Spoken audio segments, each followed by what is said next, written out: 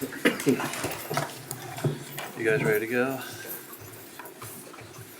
Yes, sir. Yes, Your Honor. The state's ready to proceed.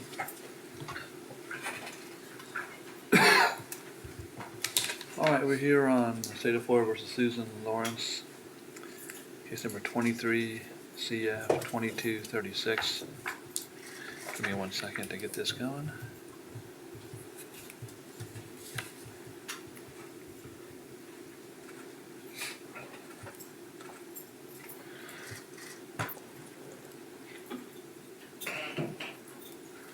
I see Ms. Lawrence is here, Sizemore.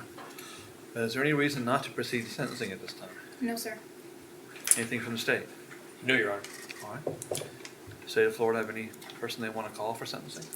Yes, Your Honor. The state would call Ms. Pamela Diaz. She has a statement prepared to read to the court. Yes, sir.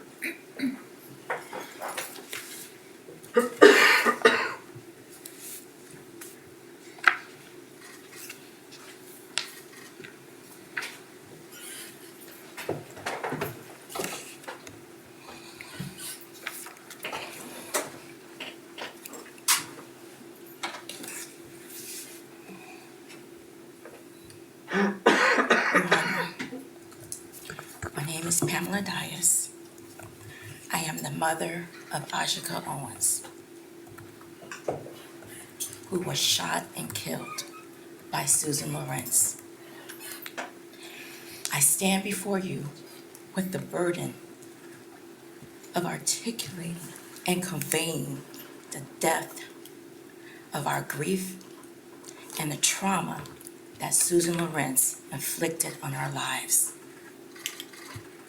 And to also share the devastating impact that Susan caused when she fatally shot my daughter, Ajike Owens, on June 2nd of 2023. It is virtually impossible to convey all of the ways Susan has devastated our lives. But I'm going to try and convey some of the most impactful ways. My baby girl, my only daughter, Ajike Owens, whom I gave life to, is gone forever. Susan Lorincz took her life at the age of 35 years old. I stand before you not only mourning the loss of my daughter, but also the loss of our hopes, dreams, and the future that we often spoke of. Our plans and promises to one another as mother and daughter will never come to light.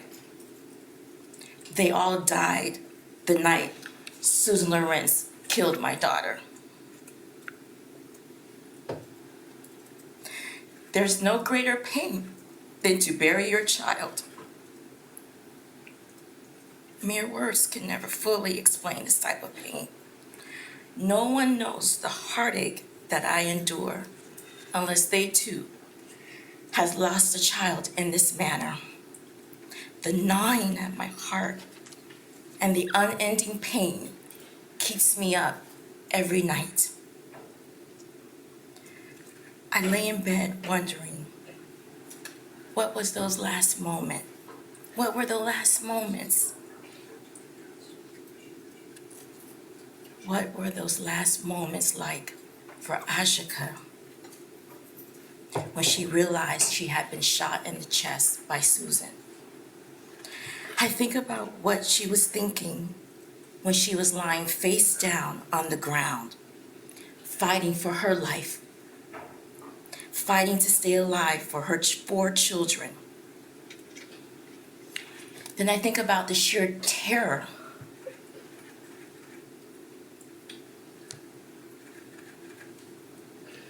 and the distress that my grandchildren went through, witnessing their mom dying at the hands of Susan. I think about the pain she must have felt as she took her life her last breath. This haunts me each and every night. I'm still trying to grasp and cope with the fact that my daughter, my baby girl, is lying 6 feet underground, breathless, lifeless, and will never be with us again. I stand before you, a mere shell of the person that I once was. I am overwhelmingly consumed with grief. It has taken over my life. Every hour of the day, I fight back the tears, fight the urge to scream, but I cry silent tears. I've lost that natural smile and happiness and zest for life that I once had.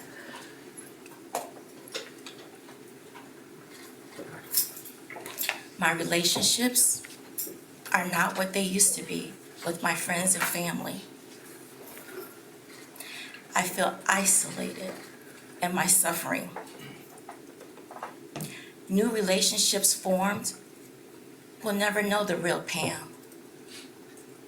They've met the Pam in death, not Pam in life. That Pam is gone forever.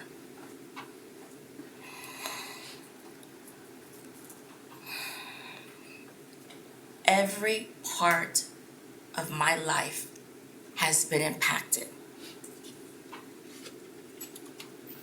When Susan killed Ajike, she took away my freedom, the plans that I had for my own personal life.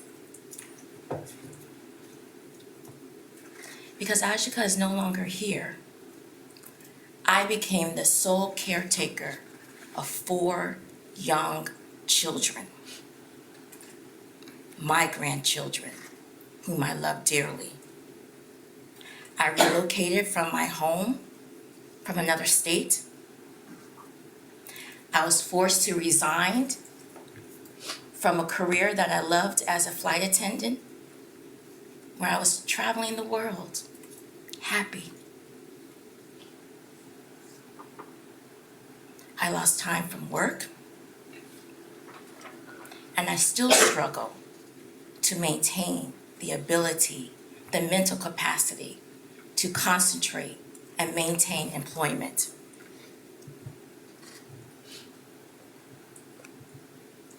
My freedom and liberty to do many of the things that most people take for granted have been stripped away. Simple things that most people take for granted no longer exist for me. I left behind my social life, my friends,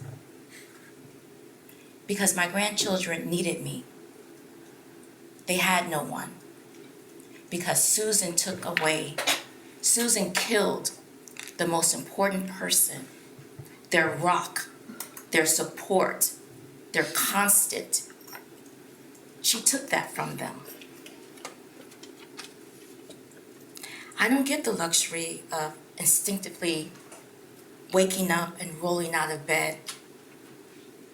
I have to make a deliberate attempt to get out of bed, to be present, choosing life outside of my 4 walls in order to be present for my grandchildren and not to succumb to the pain and the grief and the sadness that I carry daily. As you can imagine, this is an enormously difficult time for our family. I am faced with the challenge of meeting the needs of the children alongside my own emotional and everyday needs. I worry for them. I worry for the future of my grandchildren. I wasn't financially prepared to raise children at this stage of my life. Susan took away their vibrant young mother. Now they have their grandmother raising them. I stress over what life will be like for them if something were to happen to me. Who's going to care for them?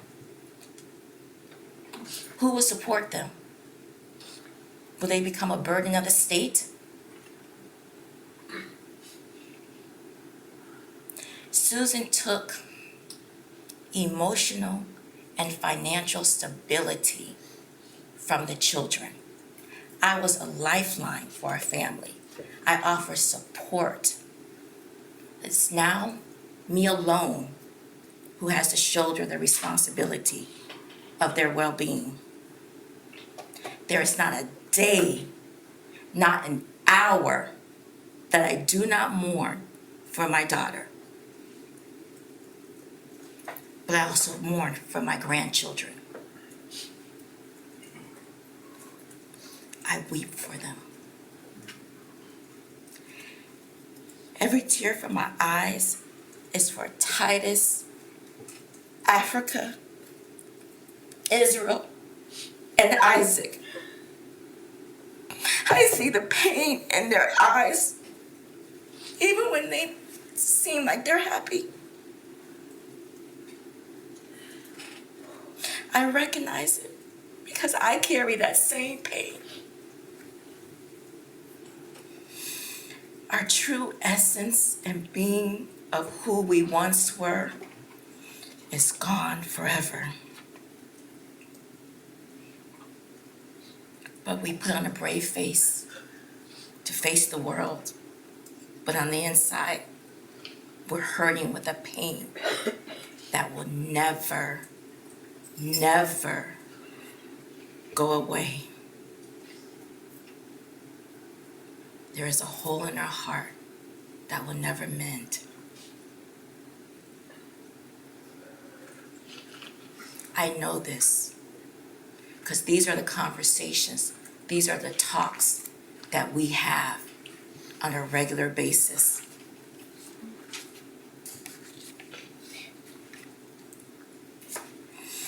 No one can fully understand the turmoil, the gravity of Susan killing my daughter. Susan killing Isaac, Israel, Africa, and Titus's mother. Susan destroyed our family. She destroyed our family. She killed our family. The children are left with a lifetime of scars.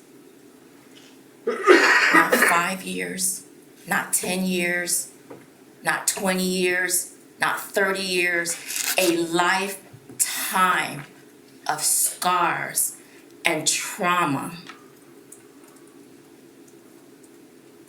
It's unfair and it's not right.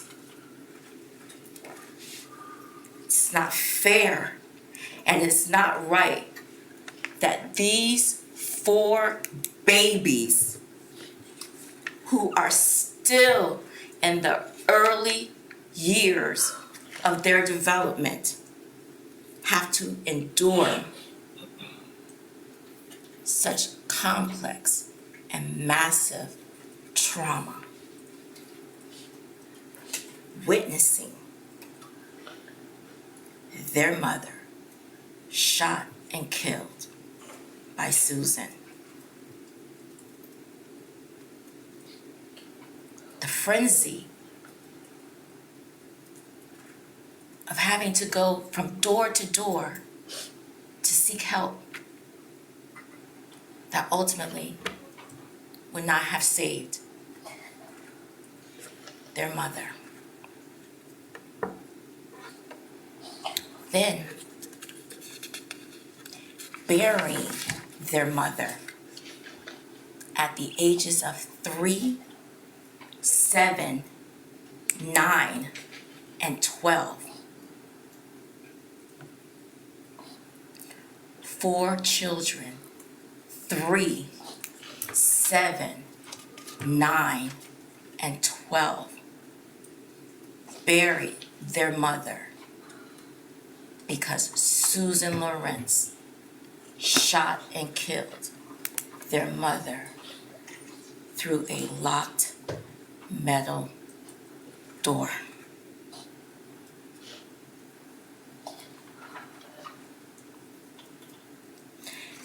This type of trauma that they've endured so early on in life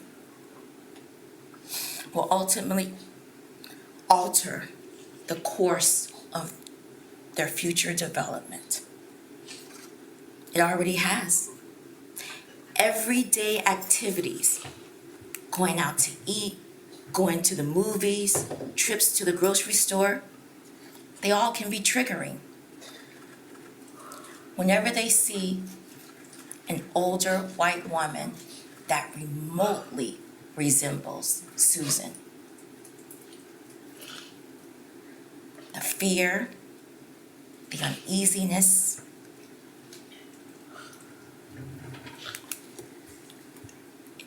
it immediately takes over.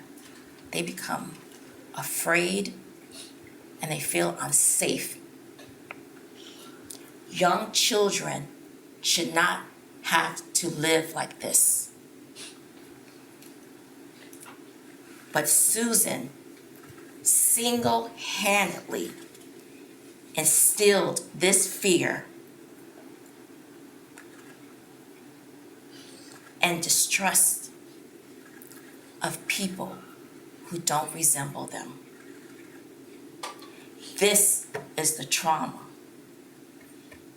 that Susan inflicted on their lives. Isaac, Israel, Africa, Titus,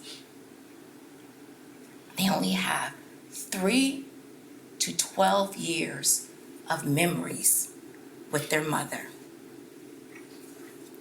Titus, the baby, his memory will ultimately fade. The reality is that he will more than likely never remember his mother.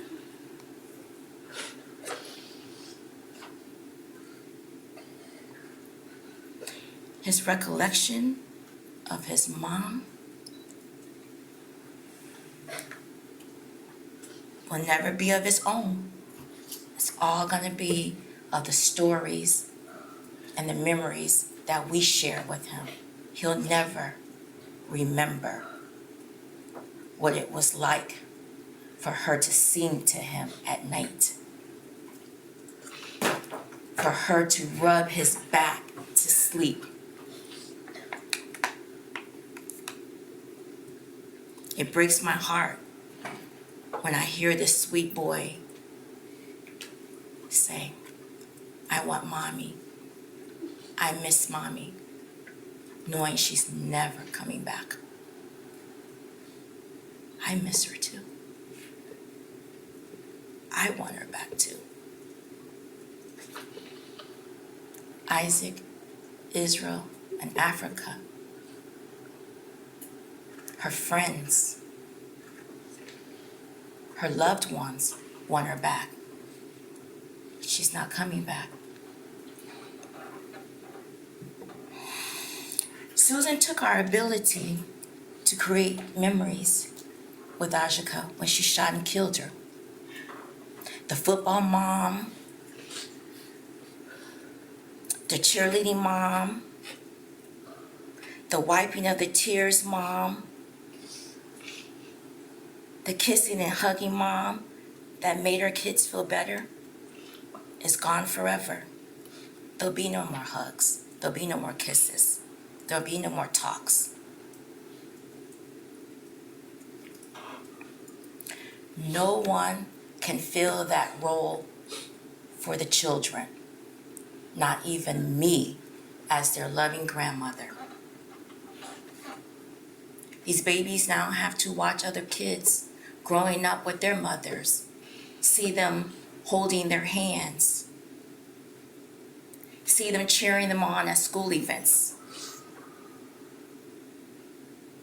all the while knowing that their mother is never coming back.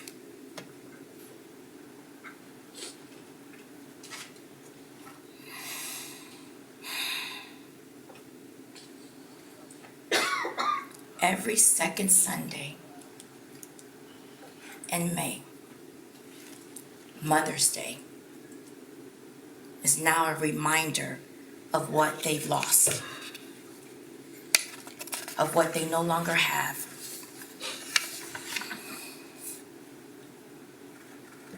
A mother. It's a day of mourning. Birthdays and holidays are no longer celebratory as they once were. Ajike will forever be missing as part of the celebration. She won't be present for the baptisms, the prom, graduations, their first love, their breakups, engagements, marriages, children, all the important pivotals, all the important moments that a parent and a child share together. Our family dynamics have changed. Our family relationships have been affected because we now have to deal with the turmoil and the confusion of all of these emotions. My grandchildren lost a fun-loving grandmother in me. I can't be that to them anymore because I have to fill the role of a parent. I've assumed the parental role. I do this while struggling with my own grief, my own pain, and my own suffering. Future generations will be impacted. 4 young children are now growing up without the nurturing and the love of their mother. Their children will be raised by parents who sustained trauma at a very early age. Their children's children will never know Ajike as a grandmother.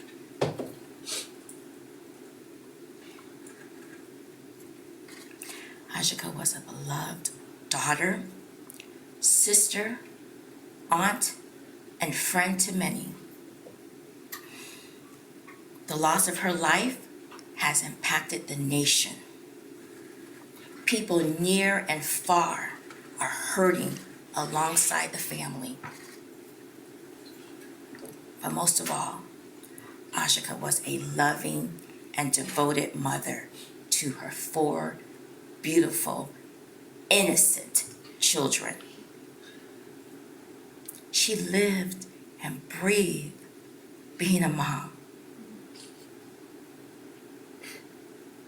Susan took that breath.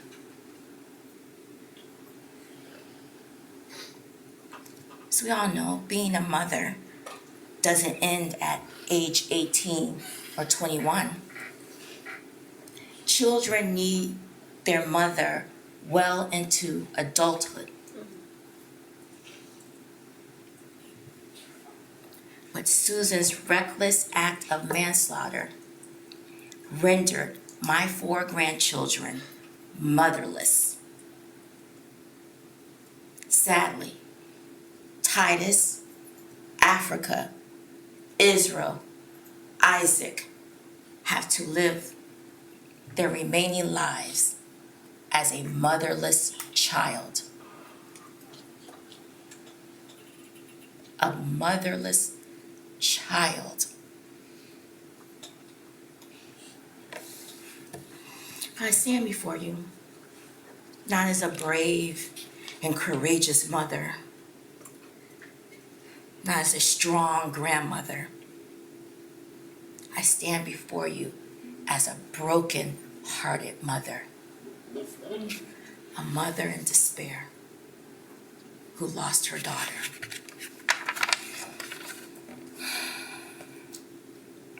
I stand before you as an advocate for Isaac, Israel, Africa, and Titus.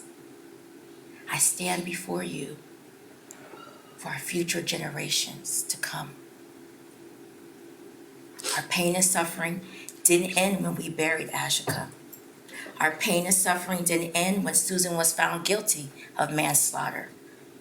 Our pain and suffering won't end with today's sentencing. Our pain and suffering will last a lifetime. A lifetime. Ajike died protecting her children from Susan Lorincz. Susan antagonized the children for years. She belittled them. She berated them. Her heinous act showed she doesn't have respect for the law. She doesn't have respect for law enforcement. Within 2 minutes of law enforcement on the way, Susan knew they were en route. Susan made the hateful act. She chose the hateful act of shooting Ajike who was unarmed, through a locked metal door. A single mother of 4. Susan was safe and secure in her home with law enforcement en route. She was not in danger. But Susan chose to shoot and kill. Many are saddened. I'm saddened. The children are saddened. I miss my daughter.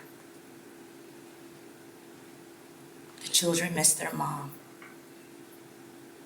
Friends, loved ones miss Ajike.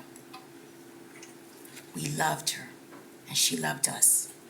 We will carry this feeling of pain and loss for the remainder of our lives. Susan killed Ajike. Ajike is never coming back. This was the ultimate tragedy. And there's nothing more devastating than the loss of Ajike that should have never, ever happened. Susan hasn't shown remorse for shooting Ajike. She has not shown remorse for killing Ajike. She has not shown remorse for leaving 4 children motherless. From the onset of the proceedings, Susan was bold and brazen. When the guilty verdict was read, Susan shrugged her shoulders as to say, oh well. If she showed a modicum of remorse, it was not for Ajike. It was not for my 4 grandchildren. It was for her own selfish reasons. Susan Louise Lorincz was unanimously found guilty of manslaughter by use of a firearm by a jury of her peers for shooting Ajike. through a locked metal door. For the pain, the suffering, the life-altering consequences of Susan's heinous actions that have been inflicted on our lives. I am begging you, I am pleading that you hold Susan fully accountable for her actions.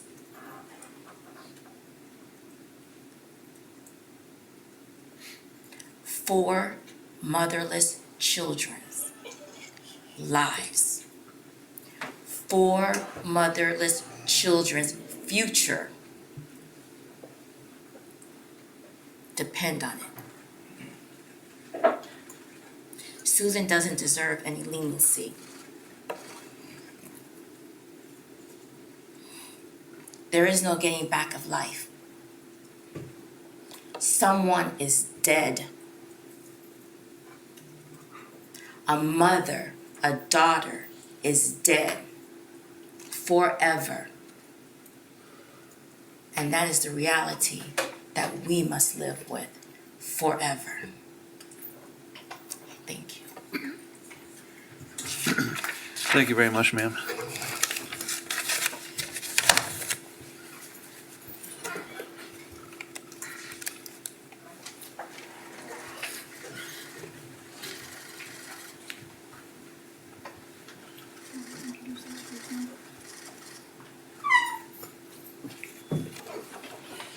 We have nothing further to present, Judge. Okay, thank you, sir. Judge, may I approach the clerk? Sure.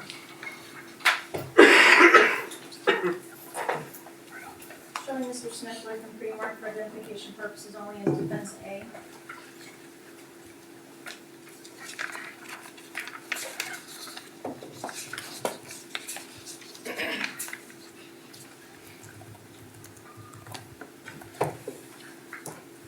Judge, the defense will enter what's been marked as defense A of defense 1 and has a business record certification attached to it. These are records from AET of Central Florida relating to Susan Lorincz and mental health diagnosis of PTSD. I think this will become relevant when Dr. Castillo testifies. Okay. Any objection to coming in evidence? No, Your Honor. Evidence is defense number 1. Thank you, Judge. Your Honor, we have 5 witnesses to present for your consideration. Yes, sir. They are all present, and we'll start off with Crystal Jewel Maksou. Maksou.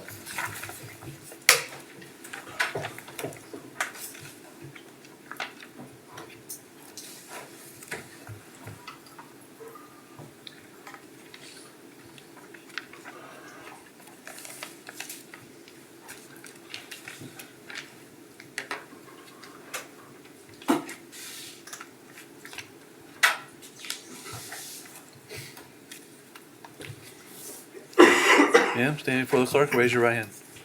Do you swear or affirm that the testimony you're about to give will be the truth, the whole truth, and nothing but the truth, so help you God? Yes. May it please the court? Yes, sir. Thank you, Your Honor. Good afternoon. Good afternoon. Please tell us your full name, Crystal Jewel Maksou. and will you please tell us what you do for a living? I own a cleaning company. And are you local to the area? Yes, I am. How do you know Susan Lorincz? I have known her probably since 2012. I met her at a church called Ocala Farm Ministries. Is Susan a devout Christian? Yeah? Was Susan always praying for you and your family and other people? Yes. Did there come a time where your niece was having a very difficult time in her life? Yes. And did Susan help in that process? Yes, she actually mentored her. How did Susan mentor your niece? She would call her, she was in and out of some issues with mental health. And she would go and check on her and bake her food and call her and pray with her. How would you describe Susan in general? Very kind and generous. Pretty consistent. Would you describe her as a good friend? Yes, yes, yes, yes. Did Susan speak with you about her difficult childhood? Briefly, I know that she had some very specific trauma concerning her childhood with her father. Now, she never got into details with you. No, no, But- sir. Yes, I'm sorry. No, I just said no, sir. Now, did you and Susan together pray for Susan and what she went through in her childhood? Yes, we have prayed a few times. Uh-huh. And what did the prayers consist of? Just healing. Healing for Susan? Yeah. And the residue of the trauma? Correct. Is Susan a good chef? Oh, my. Yes, yes, yes. Please yeah. tell us about that. Well, she's baked for us and cooked for us for many years, even at our wedding. My husband and I, she cooked for 3 days, 3 straight days for us. And we had about 300 people there at the church, and she just would not stop cooking and baking, and she just continues to invite us over during the holidays and stuff, and she would cook just amazing things. Was Susan, in your interactions with her, always helping people? Yes, yes. In what way? All the time. She was just giving to people, cooking for them, going to give food away. She would help her sister. She would help her nephew.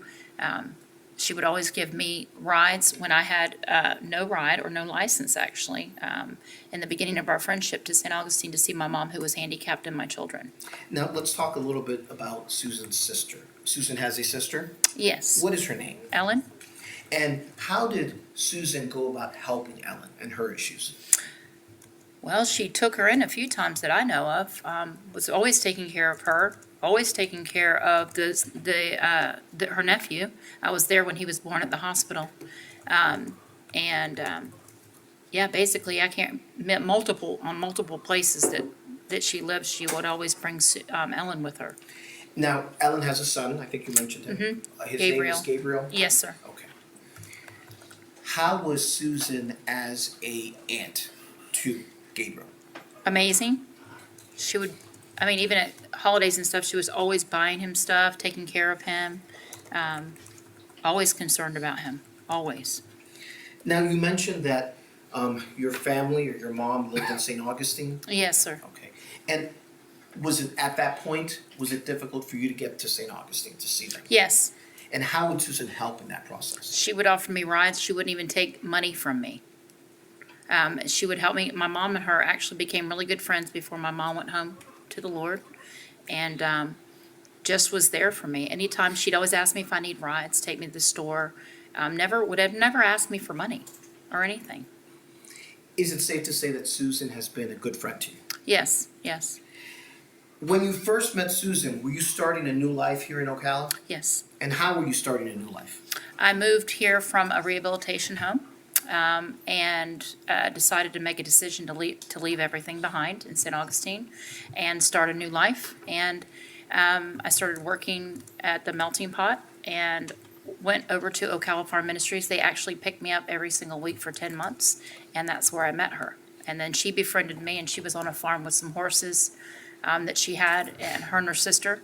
And they never expected anything from me. They just always wanted to help me.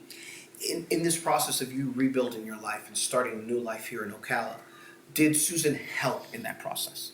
Yes. In what way? Just being a friend, being there, helping with a new type of friendship. And, she, like I said, she would help me get on my feet. She gave me rides, just multiple different things that she would do to support. From your interactions with Susan, is she a violent person? No, An aggressive person? no, sir. From your interactions with Susan and the time that you have known her, which has been approximately 12, 13 years at this Yeah. point, Yes, sir. is she a hard worker? Yes. In what way? She's always working. We barely, actually, towards the last few years, we didn't get a lot of time to spend together. Holidays, she would always usually be cooking. But she was working at different places, and she was working like 50, 60 hours a week, and then she had some licensing she got from home and was working at home, but a lot of working. Did she financially maintain herself and pay her own bills? Yes, Have you had an opportunity to see Susan interact with people? yes. How does she interact with people? normal. Nothing abnormal. She was actually, with a church event she would invite me to because she sang. And she was really close to the church and the events, and she would always invite us to do like the monthly church, I guess maybe eating and where they have fellowship. And we went down there, and yeah, she was just always friendly. Does Susan have a big heart? Yes. You mentioned her singing at church. Did she sing in the choir at church? Yes. Does she have a talent for singing? Yes. What kind of voice does she have? I think it's called soprano. Not sure. Opera. It's like an opera. And would- She sounds like an opera singer. And would she always sing at church and volunteer her Yeah, time in that mhm. way?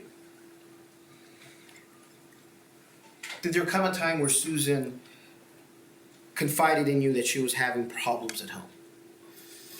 Yes, a few times she would ask me to pray for her for the next door people in the neighborhood. But she never gave you specifics. Not exact specifics, no. Did you ever go to her home? Yes. Did you hear, was there a lot going on in the neighborhood? It's loud. Was Susan one to discuss her feelings with you? Here and there, she was mainly getting to where she had mentioned the neighborhood, like she was thinking about moving. Have you ever been in a situation with Susan where she has felt like she was in danger? No. Were you shocked when you heard that Susan was involved in this incident? Very. And why is that? Well, I had to actually look on the internet to find out, and just that it's almost completely opposite of the person that I know, to be honest with you. How has Susan's friendship helped you become a better person? My past has led me to where I'm at today, and she was one of the very first people that befriended me. I didn't even know what a friend was. I didn't know how to be a good friend in my past, and it was always either take, give and take. And she was very much of a giver, and during this friendship, I learned from her on how to really treat people, and I believe honestly that God brought her into my life to help me to be a better person and a better friend. And today I know how to be a friend. And so it was for me, I thought about that for a long time, and she's been a consistent friend to me. Who would I be if I didn't come up here and say this today, the truth? Thank you. Your Honor, I have no further questions. Anything from the state? No, Your Honor. Thank you very much, ma'am. Next witness, Your Honor, is Maksou. Maksou.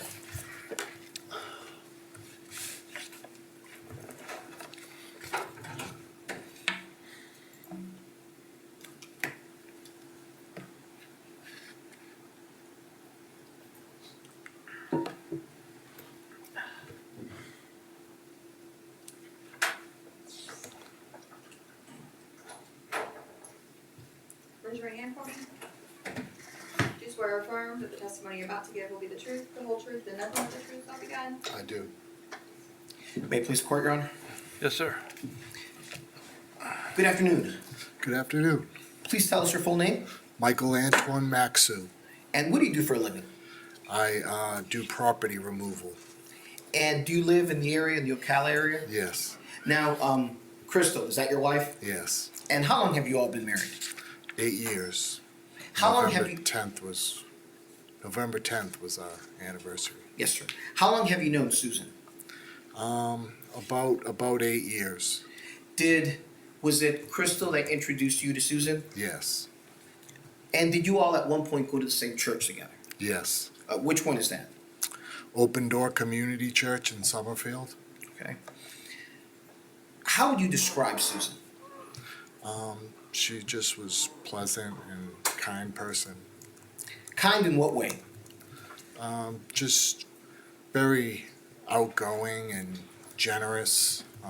She liked to cook and, just pleasant person. Is she a good chef? Yes,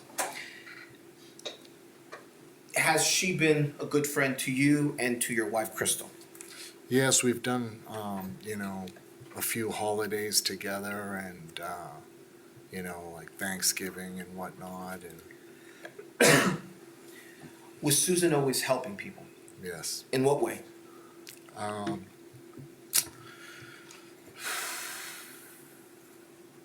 mean, she just, she worked for, like, as a chef, as, you know, for a nursing home and stuff like that. She used to always give my wife rides when she needed her before I was in the picture. She would come and pick her up and take her to church and things like that. Did she actually cook for your wedding for days and days? Yes, Is she a caretaker to her sister Ellyn? as far as I know. I mean, she took care of Ellen's, you know, her nephew for the most part. Her nephew Gabriel, Yes, Ellyn's son. Ellen's son, yes. Have you ever seen Susan be violent or aggressive? No, sir. Is Susan a hard worker? Yes. In what way? I mean, when she was chefing, she would work like 60 hours a week. Did she financially maintain herself and pay her own bills? Yes, she did.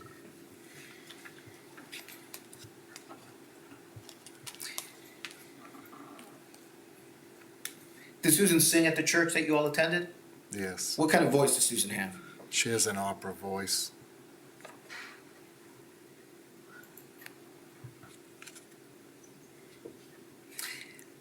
Have you ever been in a situation with Susan where she felt like she was in danger? Not that I can recall. Were you shocked when you heard about the incident that Susan was involved in? Yes. And why were you shocked? Just out of her character. In what way? Just, I guess you wouldn't expect someone that you know and have been close to do something like that. Okay. I have no further questions, Your Honor. State, have any questions? No, Your Honor. Thank you very much, sir. Next is Shannon Harris, Your Honor.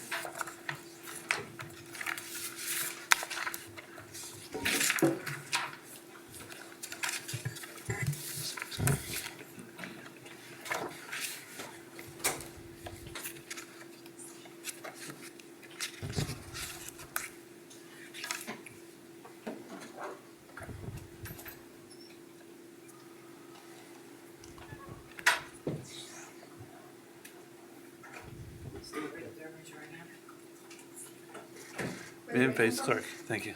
Do you swear or affirm that the testimony you're about to give will be the truth, the whole truth, and nothing but the truth, so help you God? I do. Have a seat, please, thank you. Thank you. Good afternoon. Hi. Please tell us your full name. Shannon Lynn Harris. And what do you do for a living, Ms. Harris? I am a pastor. I have been for the last 10 years. A pastor where? I pastor Anthony United Methodist Church and also Shiloh United Methodist Church up in Micanopy. And how long have you known Susan Lorincz? I met Susan when I started at Anthony United Methodist Church in July of 2022. How would you describe Susan? Kind, loving. Several years ago, but that would have been 2023. My husband was in the hospital in Tampa. My mother-in-law was in Advent Hospital. My sister-in-law was in Gainesville. My brother-in-law and I were trying to take care of everybody. And all of the family except for me got COVID. So things were difficult when we brought them home. And Susan brought over a large thing of lasagna, some salads. She said, if you need anything, if you need to just talk, if you need to vent, I'm here. Was Susan a constant supporting force for you during that difficult time? Absolutely, yes. It was a very difficult time. My husband's cancer had metastasized, and it's sometimes very difficult.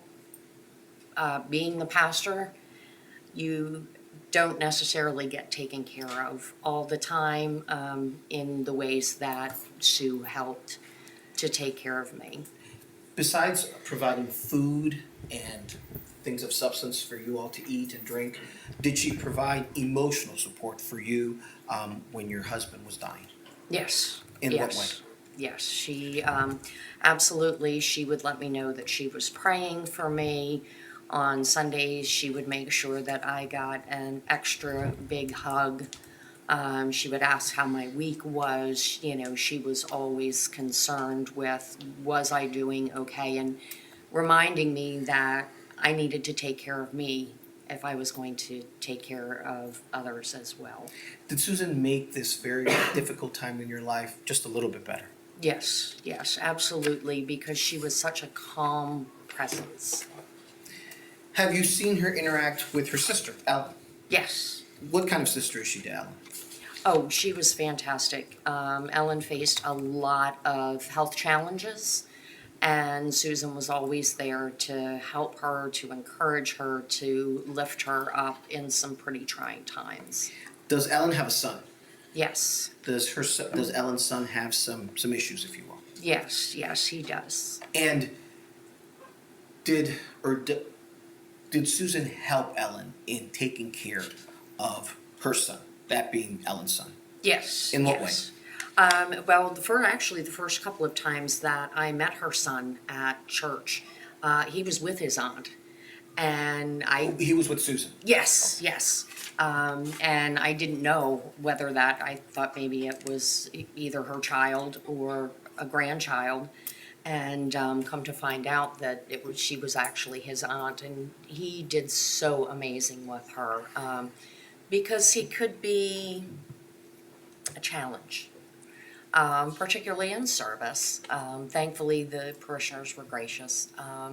But he could be a little tough to wrangle in sometimes, I guess we could say. Do Susan and Gabriel have a close bond? Absolutely, yes.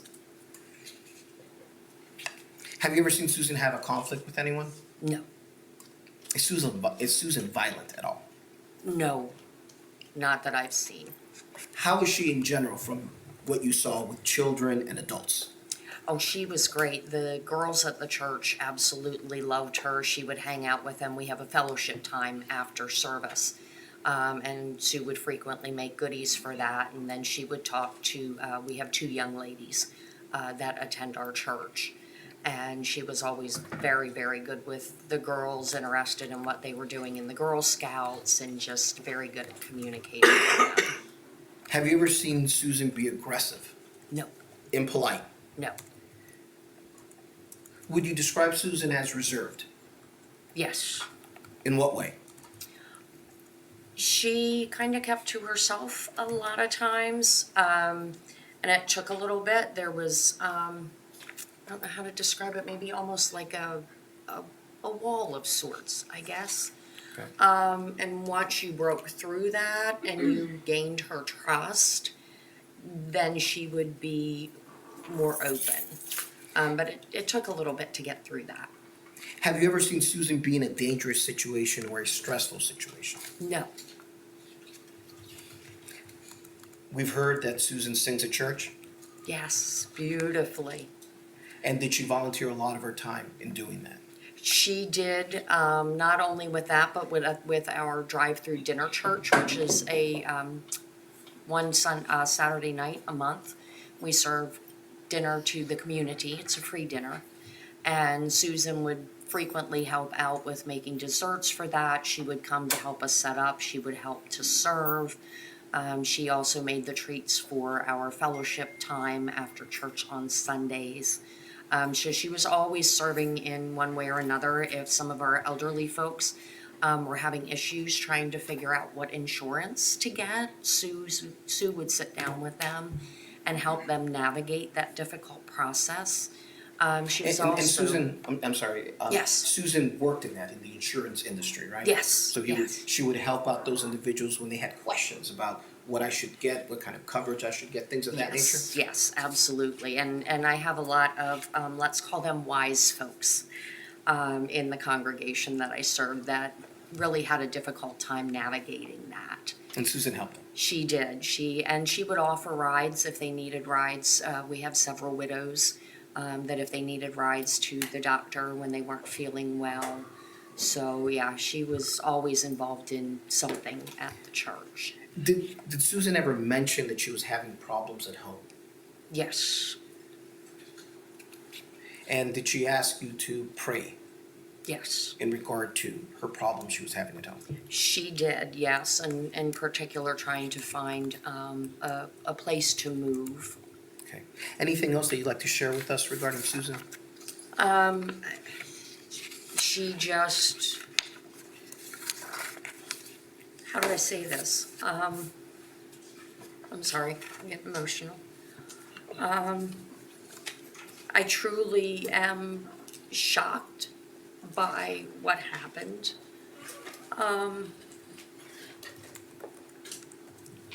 It sent shockwaves through the entire church because this is just not, she was there, I'm not sure exactly how many years.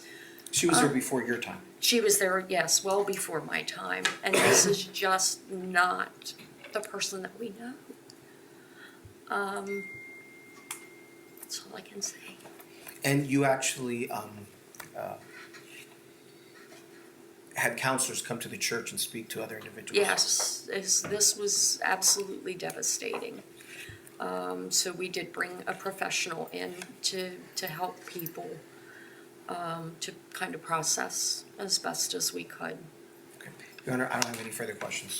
Do you have any questions? No, Your Honor. Thank you very much, Thank you, ma'am. Thank you, Judge.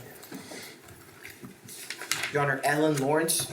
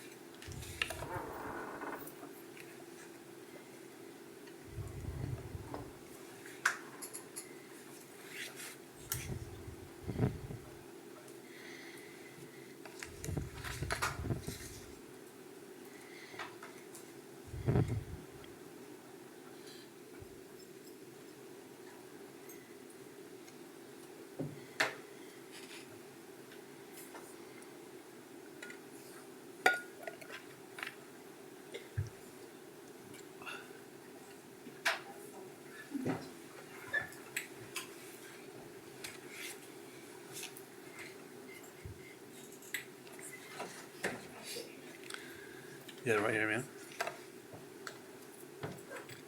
Raise your right hand for me. Are you able to? Do you swear or affirm? Hold on one sec. You can sit down and do it. Okay. She can sit down and be sworn in. My balance is a little off. That's fine, don't worry about it. That's no requirement to stand. Do you swear or affirm that the testimony you're about to give will be the truth, the whole truth, and nothing but the truth, so help you God? Amen. Yep. Good afternoon. Hello, good afternoon. Please tell us your full name. Ellyn Dorothy Lorincz. How do you know Susan? She's my sister. Are you older or younger than Susan? I'm younger, By how much? 4 years. Were you raised with Susan? Yes, I was. Do you and Susan have the same biological parents? Yes, we do. And were you raised by both parents? Yes, we were. Does your family have a history of mental health issues? Yes. What was your mother's name? Mildred Caroline Wargacki Lorincz. What was she like? She was pretty much a good mom, but she had a lot of depression issues. My father was a drunk and he gambled a lot of money away. So my mom always had to work extra to keep, the family together. And you said she suffered from depression? Yes. What was your paternal grandfather's name? Imrana Lorincz. And what was he like? I don't know because he hung himself about a month before I was born. What is your brother's name? Stephen Lewis Lorincz. Does he have the same biological parents as you and Susan? Yes, he does. What is your brother like? My brother is also a drunk. He's very violent at times. I haven't had any contact with him. After my mother died, he assaulted me, and I had a restraining order against him, and You haven't seen him since? yeah, pretty And much. was Susan there when he assaulted you? Yes, she was. How about your uncle Freddie Wargacki? What was he like? I only met him a couple of times, but I remember vividly the one, we were having a picnic outside of our house, And my Uncle Freddie was, I guess, seeing or talking to somebody in his mind, and he decided to try and burn our house down. And was he a paranoid schizophrenic with PTSD? Yes, he was. Was your Uncle Freddie on your mom's side or your dad's side? My mother's side. How about yourself? Do you suffer from mental health issues? Yes, I do. Will you please speak with us about that? I've been diagnosed with PTSD, Stockholm Syndrome, and also bipolar depression. And by PTSD, are you referring to post-traumatic stress disorder? Yes, I am. What is the cause of your PTSD and bipolar disorder?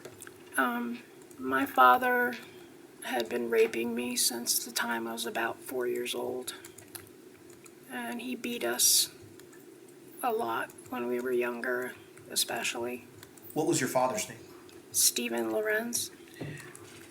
When did your father begin abusing you and Susan? I guess he started with Susan before I was born.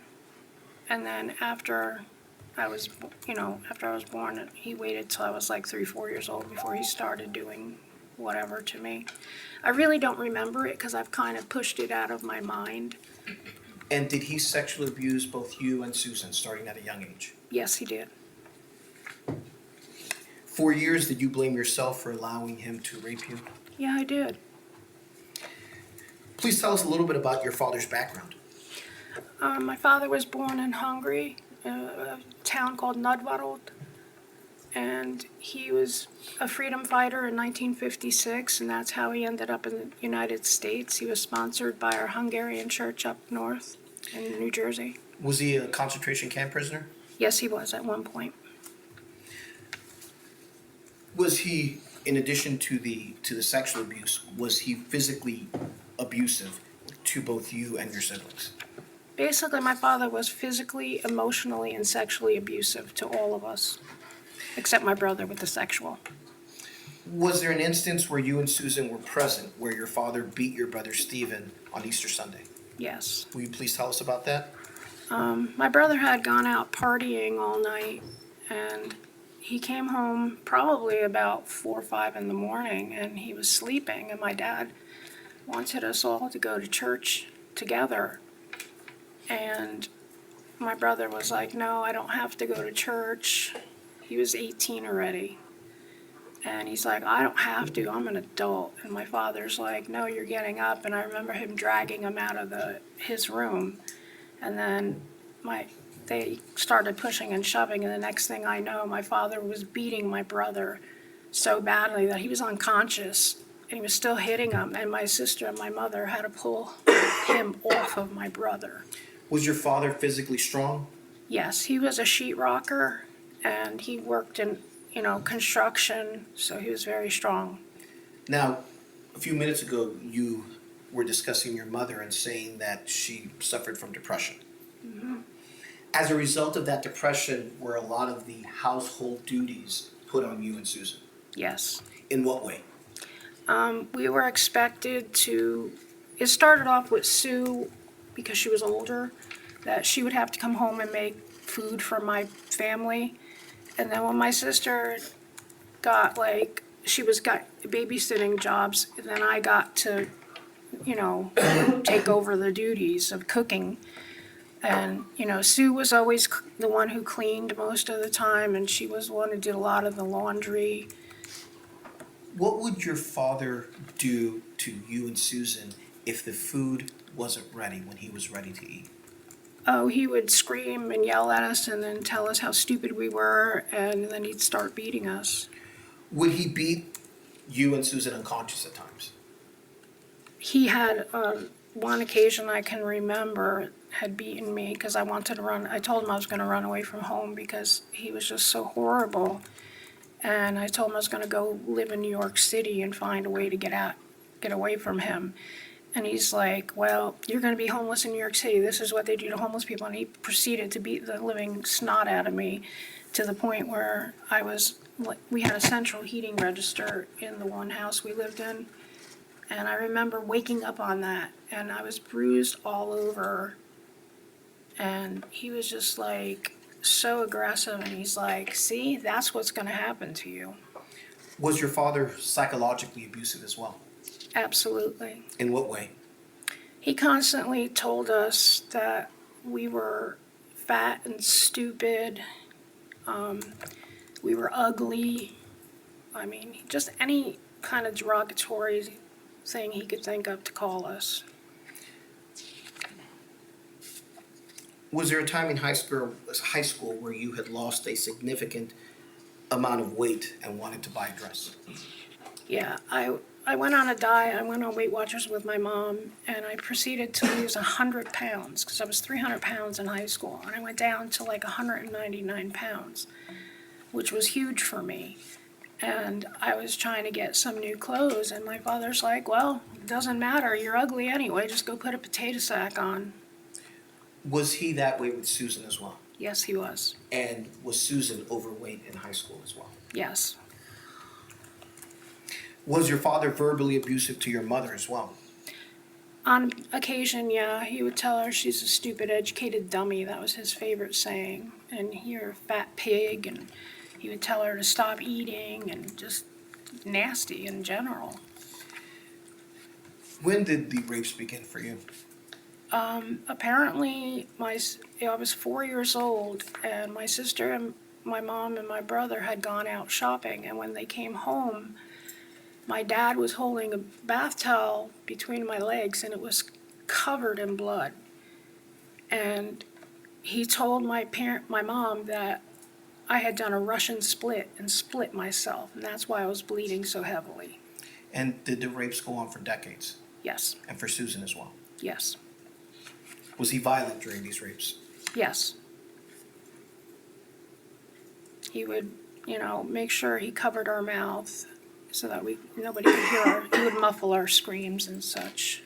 Did there ever come a time where your mother found out that your father was sexually abusing both you and Susan? She didn't find out until I was in my late 20s because I was ashamed. What did you and your sister do in order to try to prevent these rapes? Well, we kept gaining weight because he hated fat women.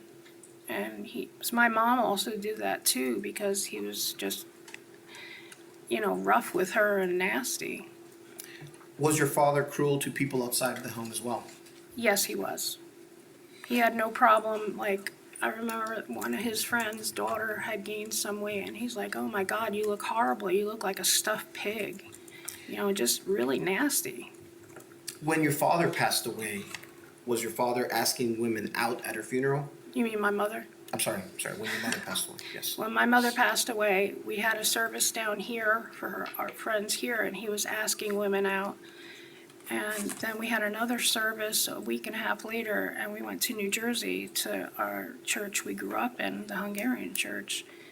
And a lot of people, came because they knew my mom.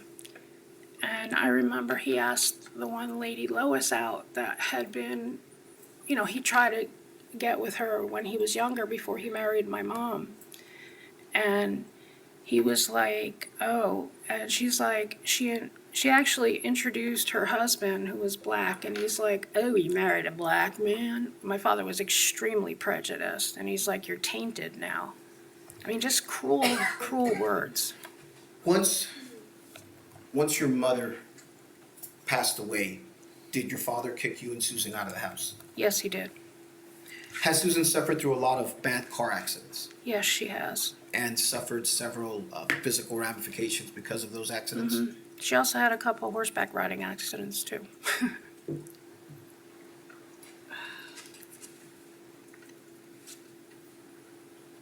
you have a son? Yes, I do. And what is his name? Gabriel Michael Lorincz Dunn. Is Susan and Gabriel very close? Very. How would you describe their closeness, their relationship? He absolutely adores her, and she's like a second mom to him. Does Gabriel suffer from disabilities and mental health issues? Yes, he does. What kind? My son was born legally blind. He can see with glasses, but he still has vision issues. I mean, his vision's still not, even with the glasses, he's still not 100%. He also has autism. He has ADHD and ODD, which is oppositional defiance disorder. How has Susan helped you with your son? Oh, she would take him on the weekends so that I could get a break and, you know, just get myself together. And she absolutely loved him. She took him all over the place, and he had a blast with her. You spoke about when your brother attacked you, the last time that you saw him. Susan was there for that, right? Yes, she was. Can you tell us about that, please? Well, my brother Stephen had come to live with us right after my mom passed away. And my dad was in Europe getting his next wife. And Stephen came in and he was, you know, kind of drunk already and nasty. And we had just finished supper, and we made supper for all three of us. And my brother just left everything, and I had yelled at him. I'm like, Stephen, just bring your plate to the sink at least and, you know, clean off the table. And he's like, I don't have to do crap. I'm a guy. You're a woman. You need to do it. So he ended up, I'm like, don't be a pig. And he finally brings the plate over, and he throws it in the sink, and then he started screaming at me. And he basically got in my face. And at one point, I had taken a bite of some food, and I took a deep inhale, and I was kind of choking on it. And he kept screaming at me, and I was coughing so hard, I finally coughed it up, and it hit him in the face. And he took whatever he was drinking, and he threw it at me, and it had ice in it, and it was very cold. And then he took the glass and roundhoused me on top of my head, and he sliced the side of my head open. Has Susan worked as an EMT paramedic in the past? Yes, she has. And has she discussed with you how traumatic seeing what she saw during those times were to her? Yes, she has. Did she also have a friend named Lizzie who was murdered when you all were kids? Yes. And did that very much affect both you and Susan? Yes. Has Susan seen a therapist in the past? Yes, she has. Is Susan a very private person? Yes. In what way? She doesn't like people to know her problems. She tries to keep that to herself, and she always tries to help others instead of, making everybody feel sorry for her. She just does her thing, and she just doesn't let people in easily. You have to really know Sue to really get to, what's going on with her. Where did you and Susan grow up? We grew up in New Jersey. And what was the neighborhood like? In Clifton specifically? We grew up in rough neighborhoods. It was low income, and it was just rough. Before this incident occurred, had Susan told you that she was afraid of the deceased Miss Owens? Yes, she was. Did Susan tell you before this incident that she's been triggered by things that were going on in the neighborhood and that she could not sleep even with medication? Yes, she did. Susan a hard worker? Absolutely.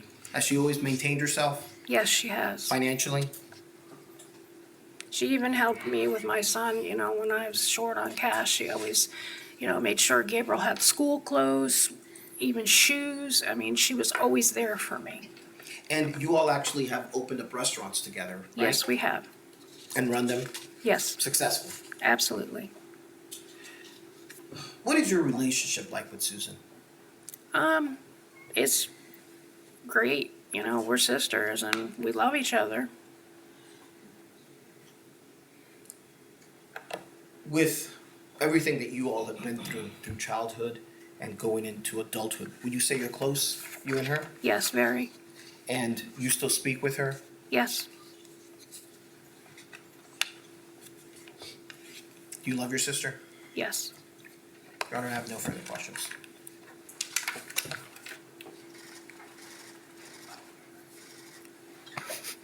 No question.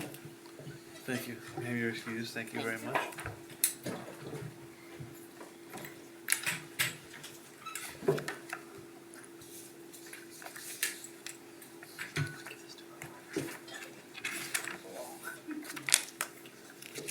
Dr. Yenys Castillo, Your Honor.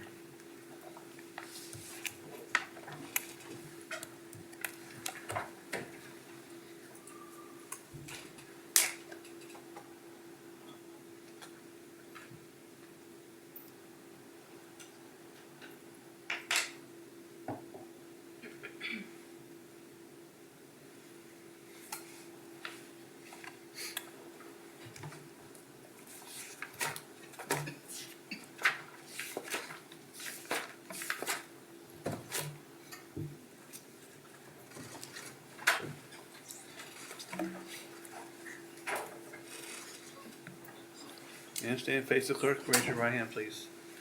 Thank you very much. Do you swear or affirm that the testimony you're about to give will be the truth, the whole truth, and nothing but the truth, so help you God? Yes, I do.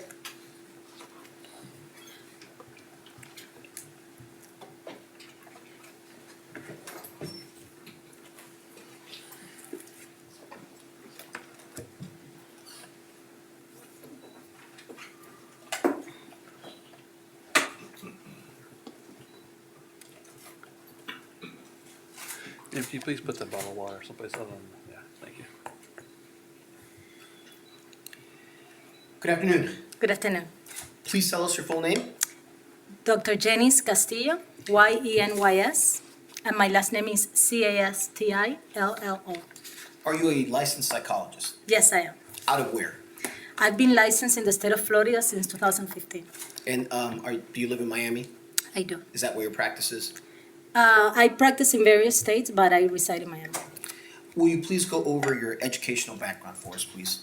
So I have an associate's in science degree from Florida International University, a bachelor's degree from Florida International University, a master's degree in clinical psychology from Barry University, and a doctoral degree from Nova Southeastern University. What proportion of your cases throughout your career involve cases within the criminal justice system?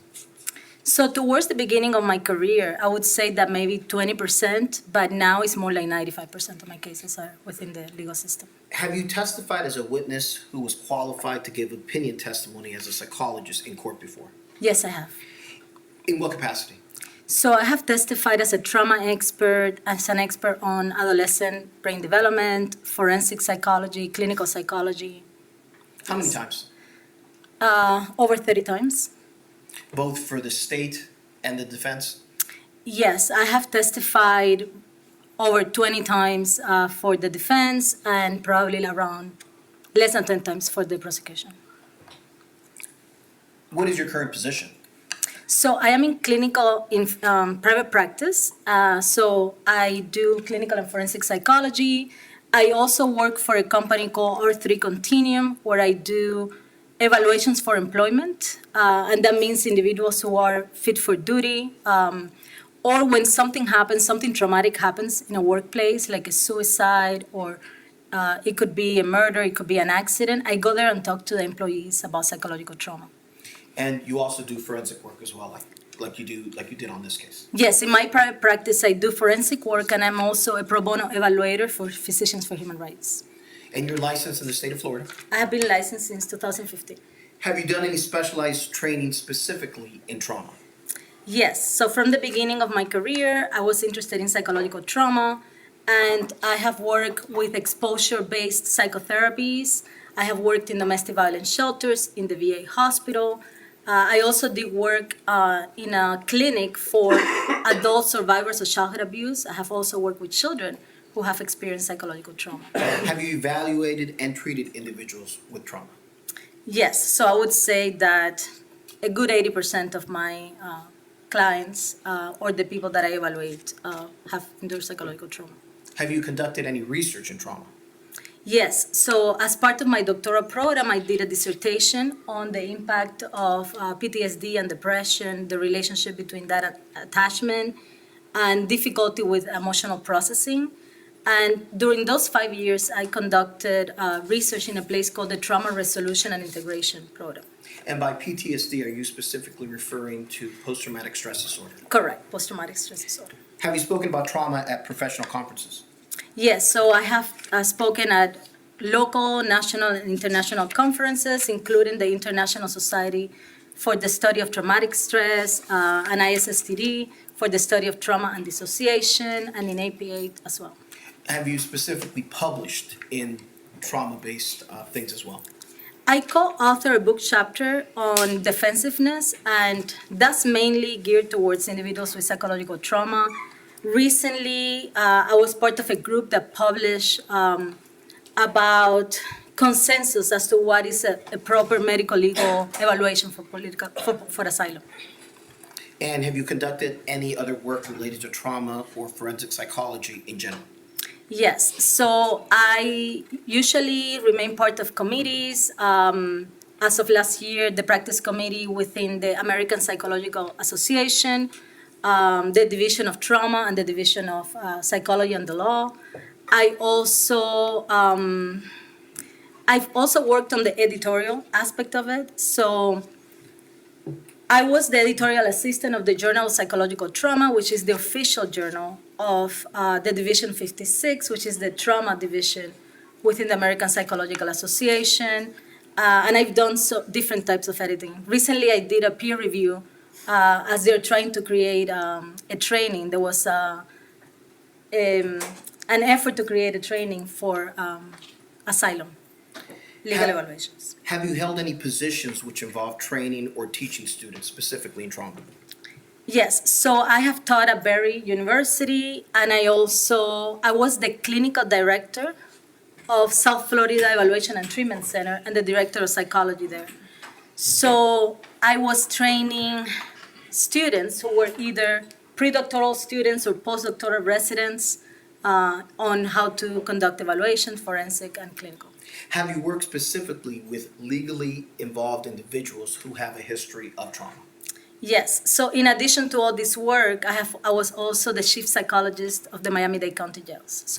And most of my cases involve individuals who are incarcerated. Your Honor, we request permission to allow Dr. Castillo to give opinion testimony in the fields of psychology, forensic psychology, and specifically trauma.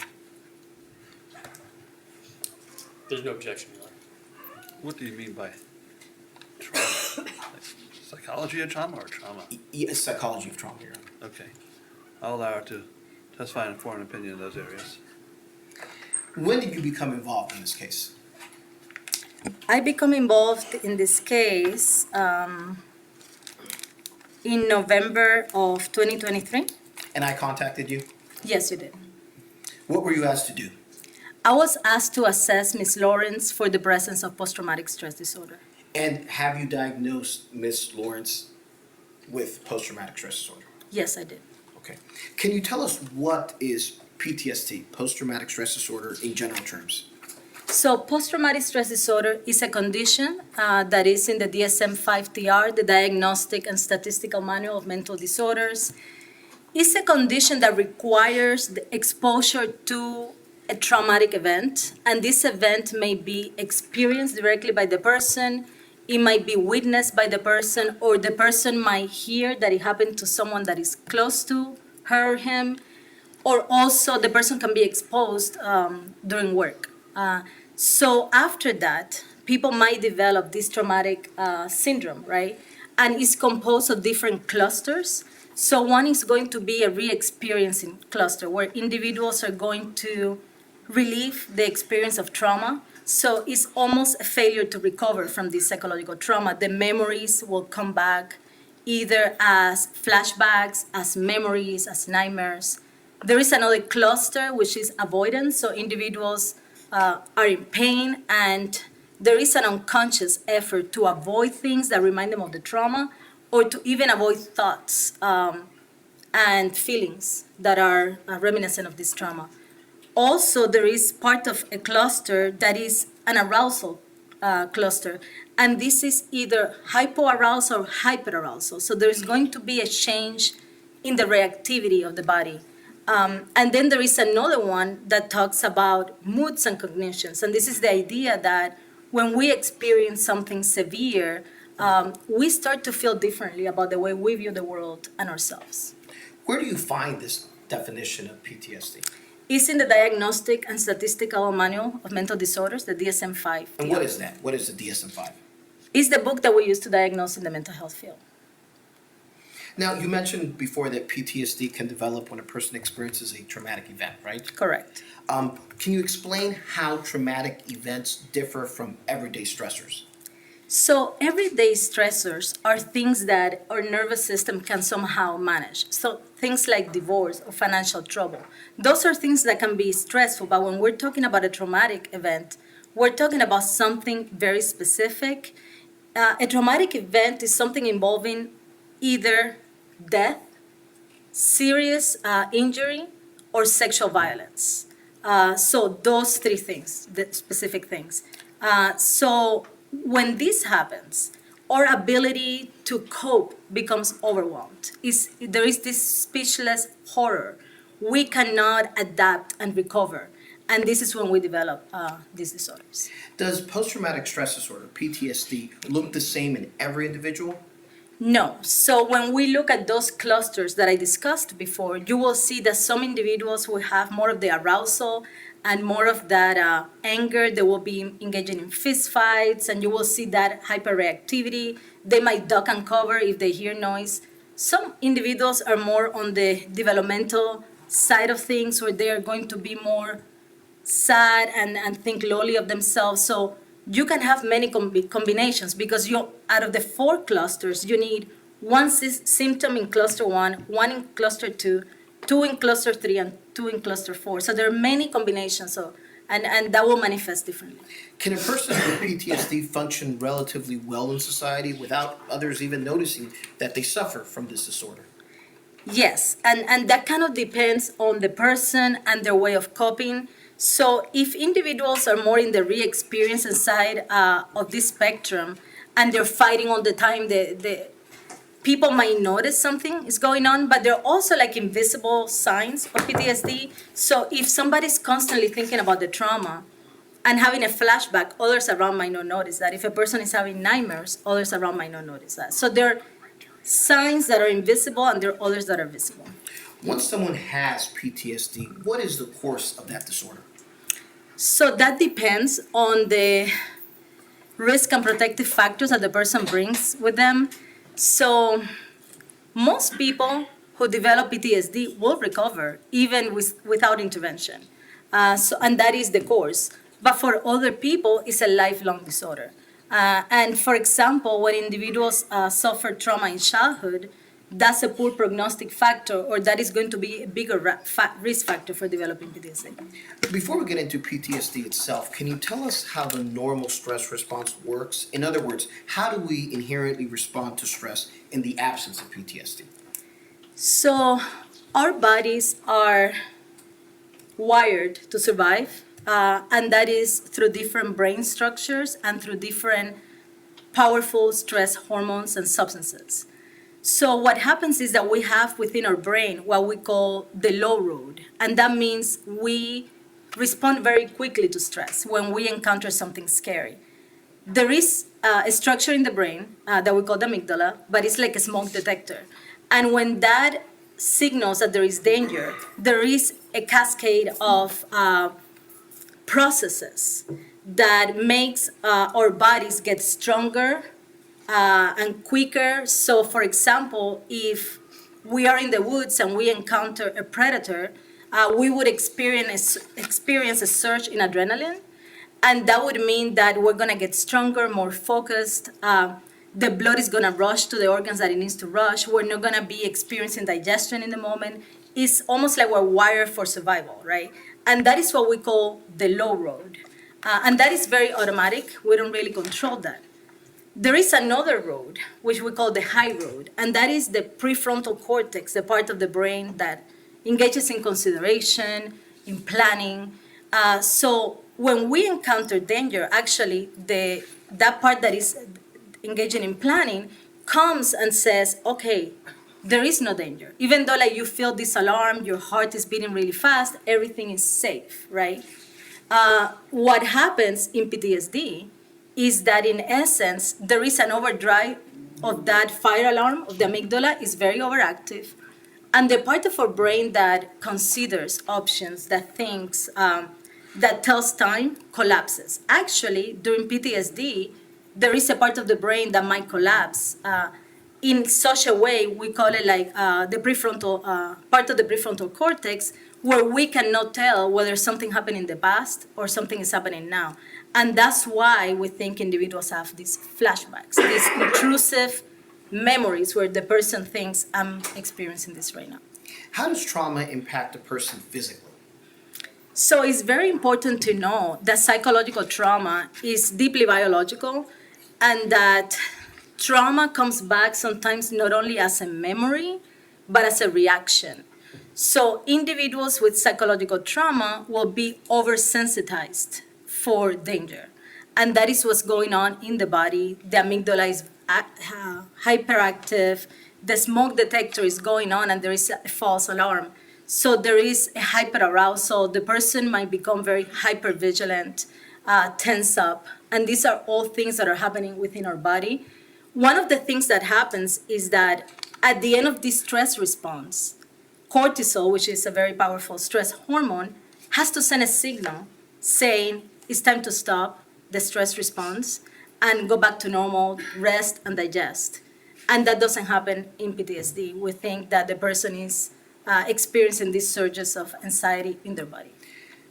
How does trauma impact a person psychologically?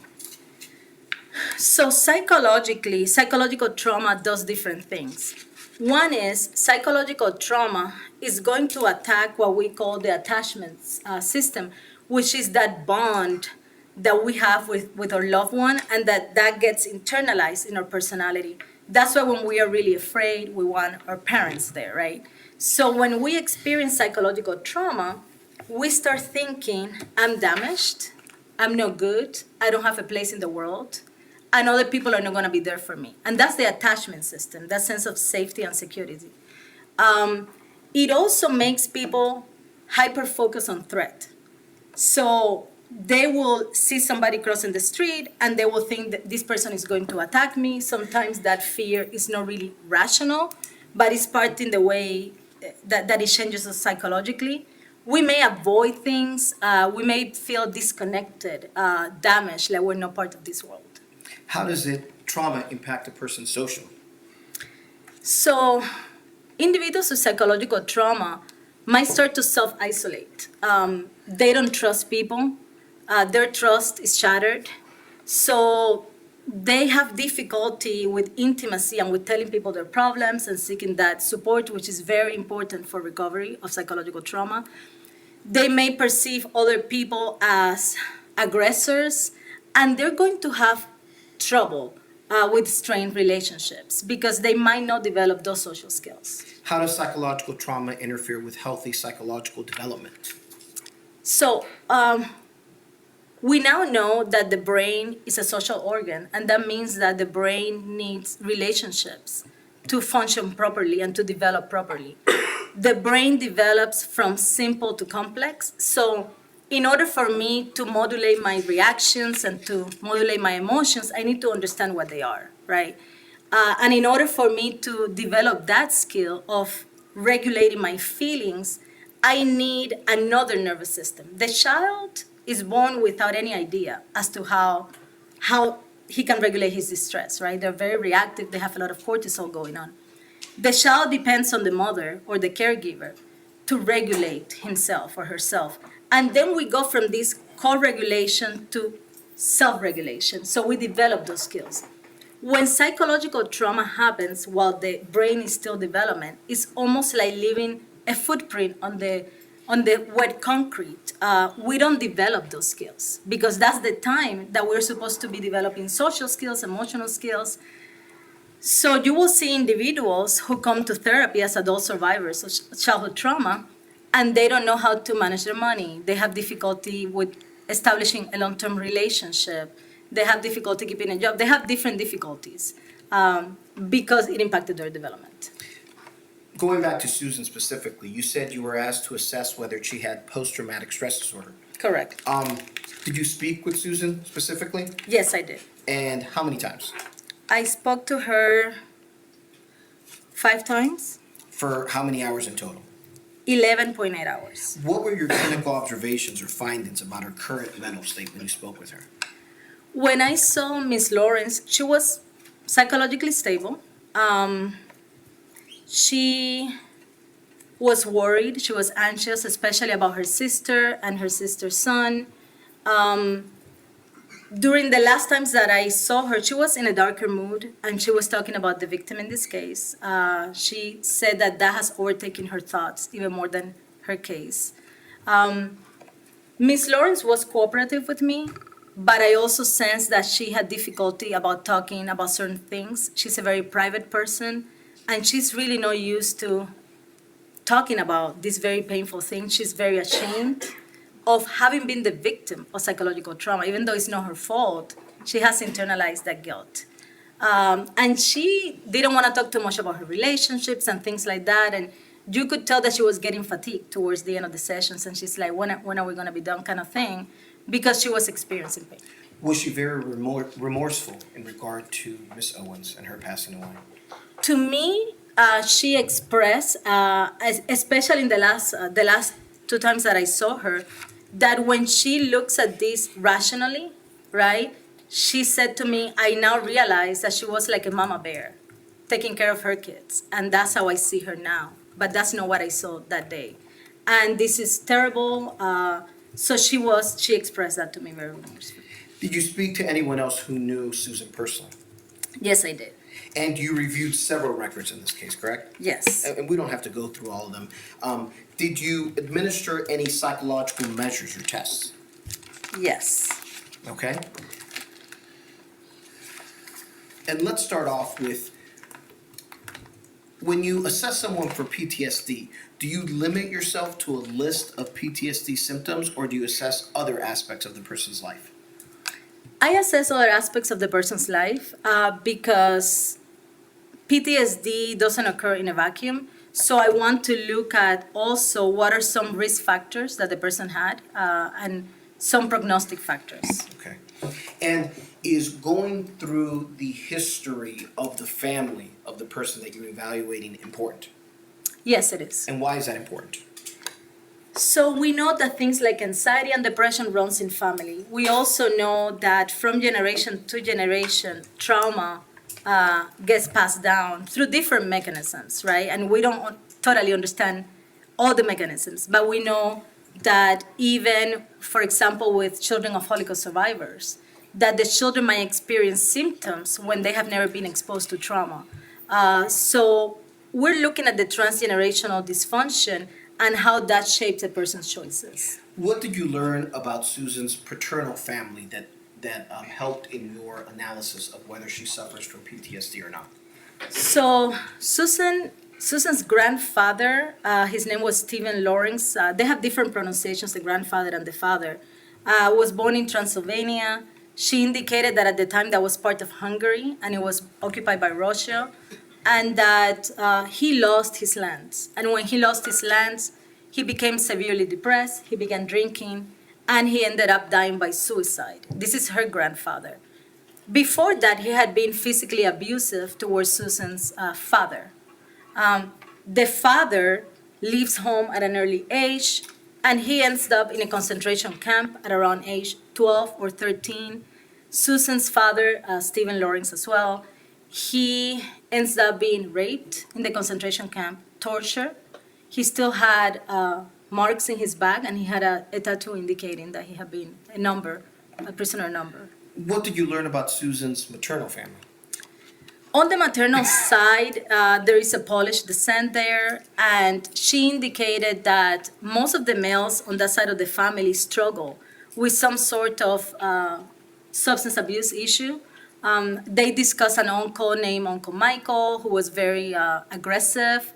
They talk about an Uncle Freddie, who went to the Vietnam War and came back with PTSD, and he also had schizophrenia. They describe him as Manson-esque, aggressive at times. At one point in her childhood, he tried to set her house on fire while Susan was there with her sister.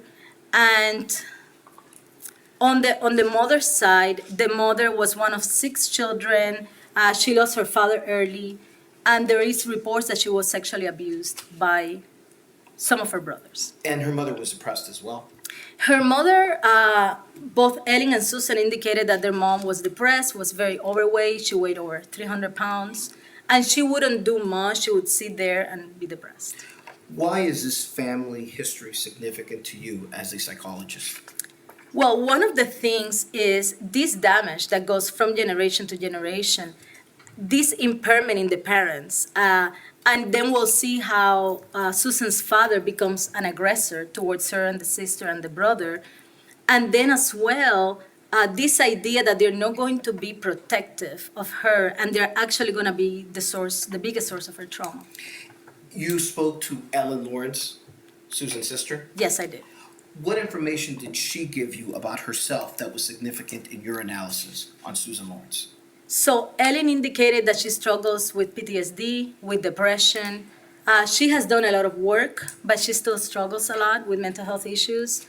She indicated that their father raped them both for many years. So he raped Susan from ages 4 to 20, and he raped Ellyn, the sister, from age 4 to 18. These rapes were violent. He would beat them up, sometimes to unconsciousness, and rape them. He was very verbally abusive. They lived in the same household. So she corroborated the things that Susan indicated. What can you tell us about Susan's brother, Stephen Lorincz? Susan's brother, according to Susan and to Ellyn, had difficulties with drugs. He was addicted to drugs. He was also very aggressive, and they described him as taking after the father. He was sexually abusive to both Susan and Ellyn. They wouldn't get too much into that. And then there is an instance in which he gets upset after their mother dies. I think Susan must have been like 40 years old around this time. And Susan's sister was choking, and she spit on him, not wanting to do so. And then he took a plexiglass and broke it against her face. They called the police, and she indicated that, I mean, they both have a lot of medical issues, that she had to have neck fusion. And you find that was there corroboration about her being arrested in Hernando County? I'm sorry, him being arrested, Stephen, in Hernando County. Yes, I saw a record indicated that he had been arrested, and in the record, the record matched with what Susan told me about the event and what Ellyn told me, and actually in the record, Susan gave a statement. What is the relevance of Susan's siblings' history of mental illness, substance abuse, and aggression? Because these are individuals who are living in the same household, and they all get damaged in different ways. But it's also this legacy of silence, of protecting the abusers, is going to prevent these siblings from really supporting each other, either because of conflict or because of lack of ability. Now, you mentioned that PTSD requires the presence of traumatic events. How did you assess the presence of traumatic events in Susan's life specifically? So there is a checklist called the Life Event Checklist that has, I think, 16 traumatic incidents and one that is kind of like an additional catch-all. And this fits that definition of psychological trauma, sexual violence, serious injury or death, or the potential of these issues. So I administer that. And Susan endorsed 13 of 17, right? Correct.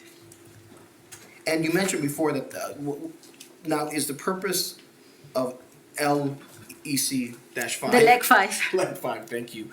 To see if someone actually suffers from the issues in regard to PTSD. So the purpose of this is before we assess PTSD, we need to make sure that the person actually has trauma, a traumatic incident. So this is a checklist of events that fit that definition. So the purpose of this checklist is to get the worst event, the event that haunts the person the most, and then assess PTSD according to that stress. And what was it that haunts Susan the most? Being raped and repeatedly raped and beat up by her father since age 4 to 20. Are the results of this test consistent with someone who has post-traumatic stress disorder in regard to Susan? So for the checklist, what I'm assessing is that she has all these traumatic incidents, so it's not about symptoms, but she has a lot of different traumatic incidents which would worsen the possibility of getting PTSD. Now, you mentioned that both Susan and Ellyn told you about the rapes that her father perpetrated, right? Yes. How old was Susan when the rape started? She was around 4 years old. And did it last for decades? It lasted for decades. They were unpredictable. And they were actually accompanied by psychological abuse. He would like call them fat blobs. You're ugly, nobody's gonna love you, put something on your face. So this was a very painful painful decades of their life. And in addition to the sexual abuse, there was physical abuse as well. Correctly. He would beat them up with anything he had at hand. So it was very physically abusive. And like I said, there is a part of trauma that is even worse when it cannot be predicted. They will have to walk around eggshells. So he would come home, demand fresh meals. He wouldn't take leftovers. They had to cook soup every day. And if they didn't do things exactly like he wanted them, he would just beat them up. At one point, they wanted to leave, and he's like, this is what I do to sluts or whores, and then he would like beat them and rape them. So it was very intense. And Ellyn corroborated other traumatic events that happened to Susan? Correct. So with Susan, we have natural disasters because she used to work as an EMT at around age 20. So she saw fires. During her work as an EMT, she saw the grotesque. She saw people cut. She saw a lot of things. She worked near an airport, so she saw plane crashes, victims.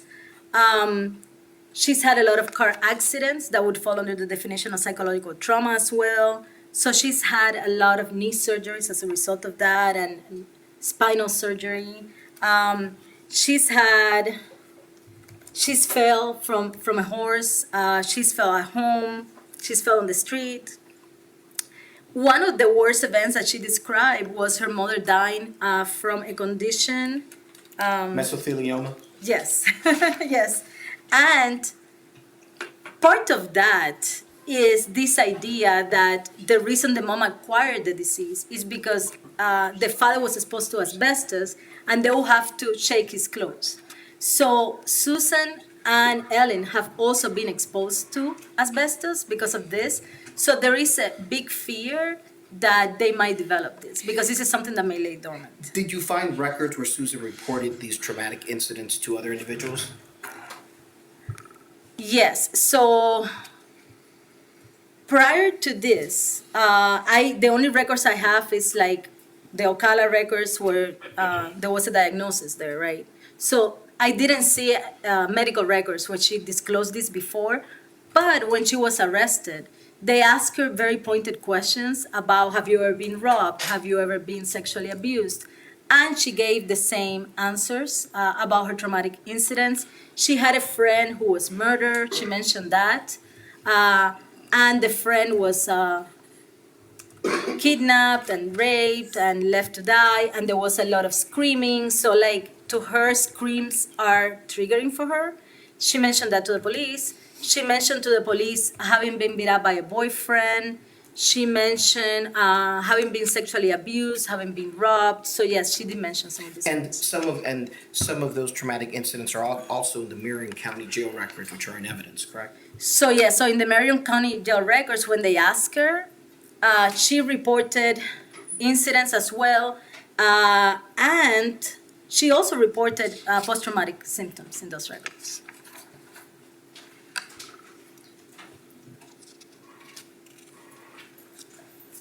Does everybody who experienced trauma develop PTSD? Or in other words, does trauma and adversity impact everybody in the same way? No. So most people who experience trauma, is like 70% of people more or less will experience some of these traumatic incidents. Less than 15% will develop PTSD. So PTSD is not going to be experienced by everybody. And who is more likely to develop PTSD or have more severe symptoms of PTSD? So there are different things. Like with everything, we bring vulnerabilities. So individuals, for example, with childhood trauma are more likely to develop PTSD than somebody who was involved in a car accident as an adult, right? So there's certain types of trauma that are more linked to PTSD.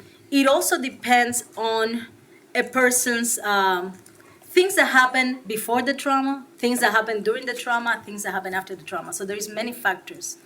So let's talk a little bit. Does Susan have any of the factors for pre-trauma?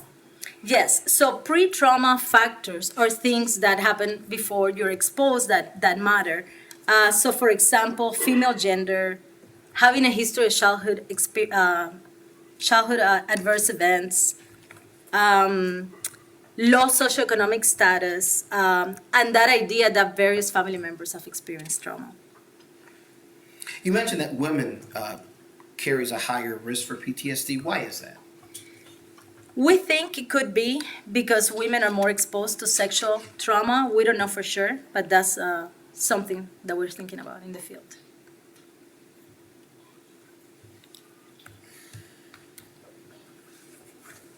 Now, you mentioned, so we know she's a female, obviously, and she has a history of prior trauma exposure. Can you tell me about any additional history of adverse childhood adversities that she has? So yes, so when we look at her life, her mother had those mental health issues. The mother was depressed. The mother did not offer protection. So that is something that we called supervisory neglect or lack of guidance.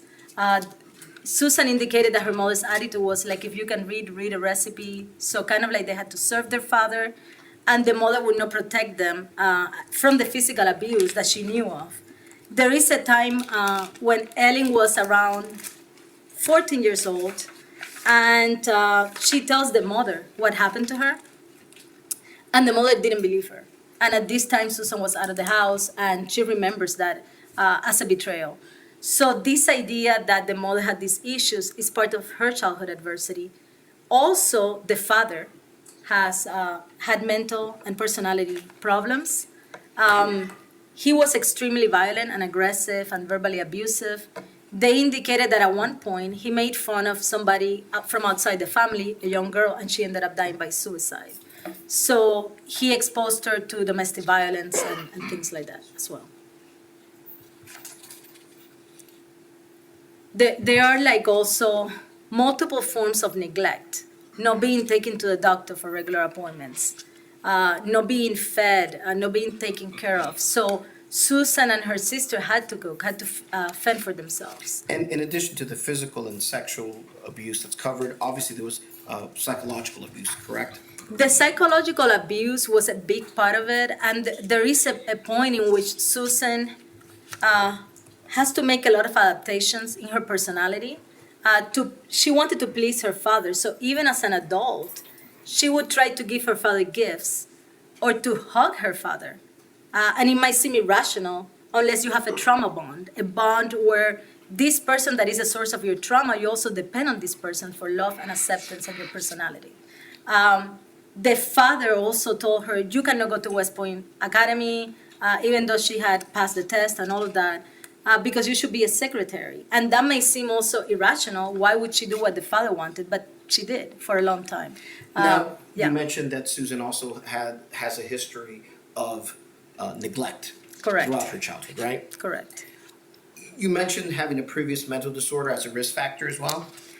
So with Susan, she's always had depression, and it's kind of hard to know what comes first, the depression or the PTSD, because they have been present in her life. She doesn't remember not having experienced the symptoms. So she has depressive episodes, and that would be consistent with major depressive disorder.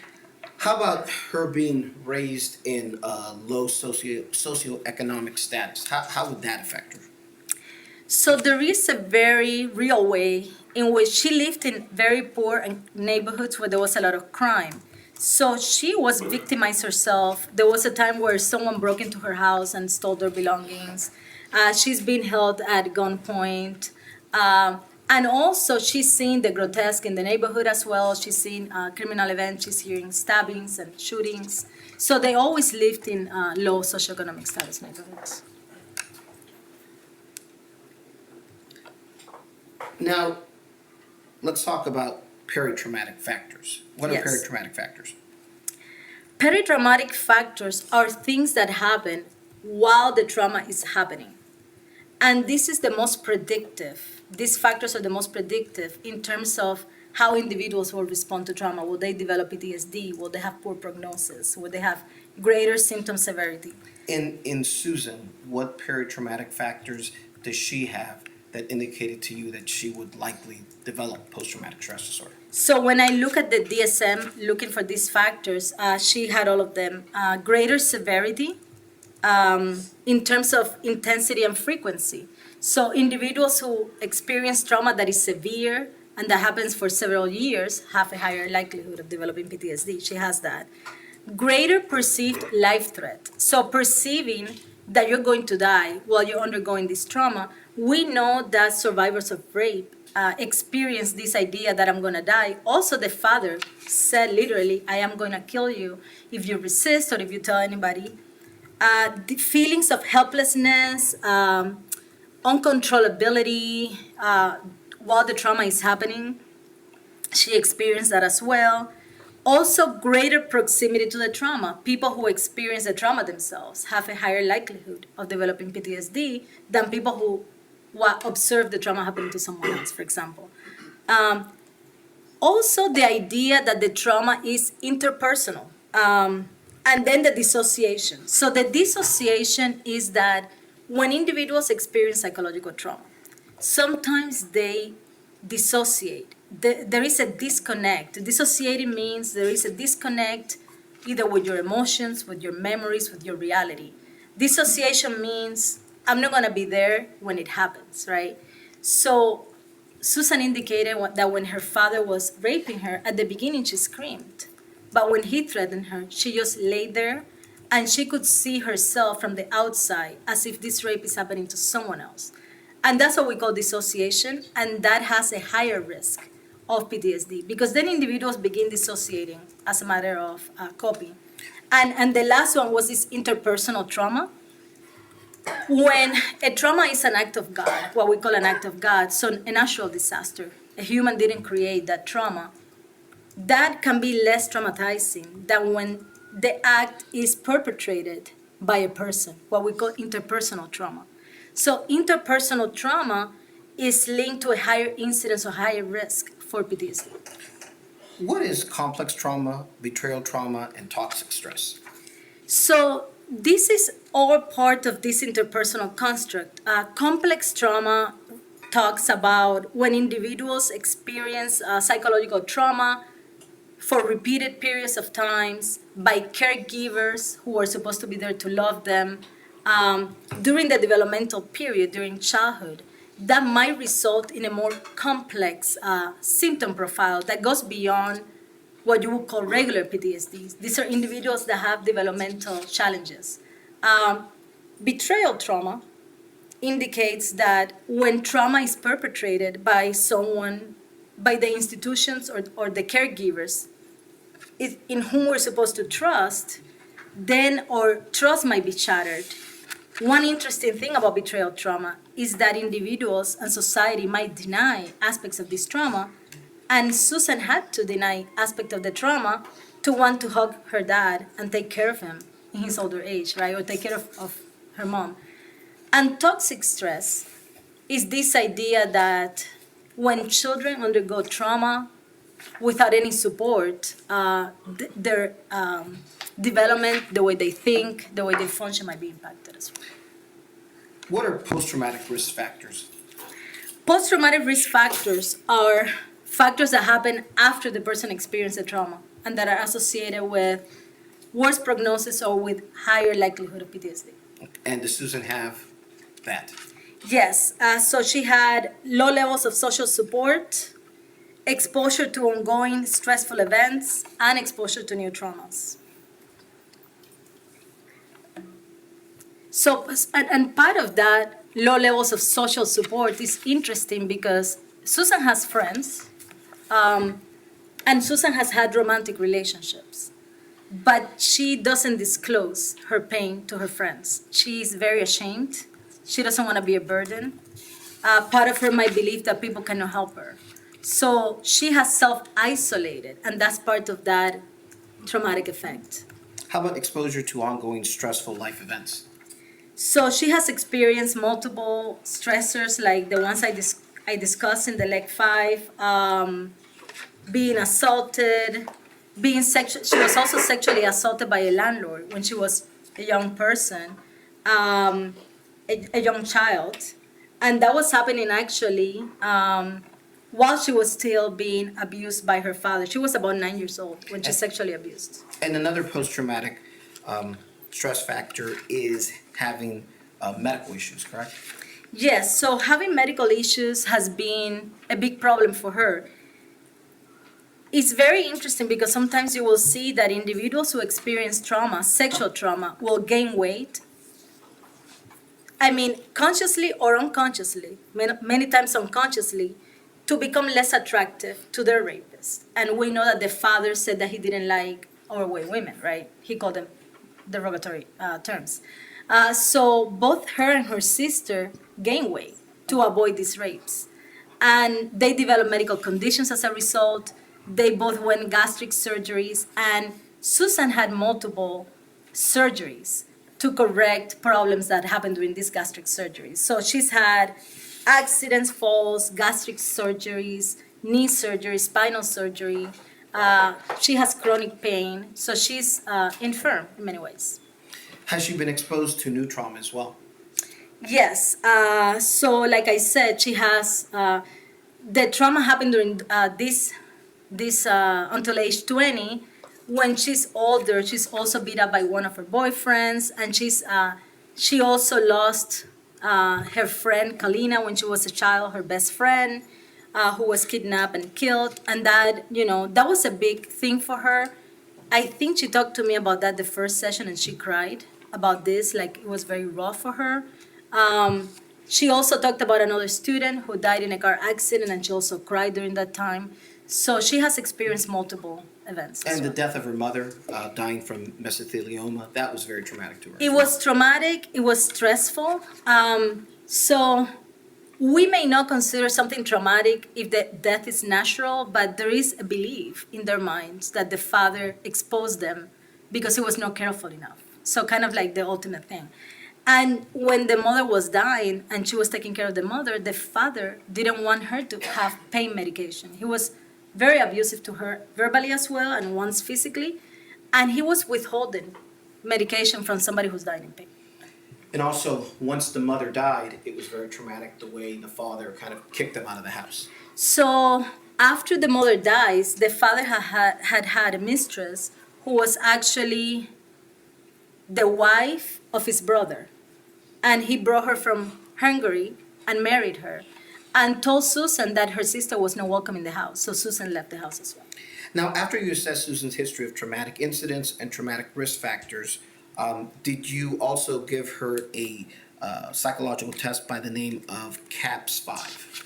So the CAPS-5 is a scale. It's not a test, but it's a structured clinical interview where you have to go through all the criteria for PTSD. Yes. And what were your conclusions regarding the CAPS-5? So she has enough symptoms of enough severity to warrant a PTSD diagnosis. And why is it important to do, not just speak to the individual itself, in diagnosing PTSD, post-traumatic stress disorder, why is it important to do testing as well? Well, obviously, in forensic context, individuals may have a motivation to not be honest, right? And they may have a motivation to exaggerate their symptoms. There's other individuals who might underrate their symptoms, underreport their symptoms. So when we assess PTSD, it's important to look at different sources of information. So I'm not just trusting what she's saying, I'm talking to Ellyn, and I'm gonna see if this is consistent with what Ellyn is saying. I'm also going to see if there are records corroborating that. I'm also going to see if there is the possibility that she's exaggerating symptoms, and I'm also gonna do objective testing. And these symptoms based on the CAPS-5 lasted over 50 years? Yes, so she's indicating that she cannot pinpoint the moment in which these symptoms began, that she's always had these symptoms. But I did discuss, so like there are different ways of assessing PTSD. One is, do you have the symptoms now, the active symptoms now? And there is another way in which I can look at the worst month. And what this will do is it will give me a lifetime diagnosis. Does this person have PTSD? Is there a lifetime diagnosis? And she has a lifetime diagnosis. Yes. She indicated that the worst time was at around age 20. This is the first time that she's leaving her father. So the rapes stopped at age 20 and the beatings. She leaves because a friend says, let's go with me to California, and she goes there. And when she gets there, the friend changes her mind about living with Susan, and now Susan is alone in a hotel. And all these symptoms become unbearable for her. And she doesn't have a job. She uses work as a coping mechanism. She's been a very hard worker since age 14, right? So now she doesn't have a job, she doesn't have social support, and she cannot sleep, she's experiencing flashbacks, she's experiencing nightmares. Okay. Did you also give another measure by the name of trauma systems inventory? Yes, the trauma symptom inventory 2 is a measure of trauma-related symptoms. Now, this test is really about present functioning. It's gonna just tell me, does the person within the last 6 months has experienced trauma-related symptoms? So it's not used to diagnose PTSD, but it's telling me these are potential symptoms for treatment. And it was a valid profile? It was a valid profile. She didn't exaggerate or report. She paid attention to the items. And what is the significance of the results? So for the trauma symptom inventory, what's significant about that is that she scored high. There are different factors, right? And one of these factors is what we call the trauma factor.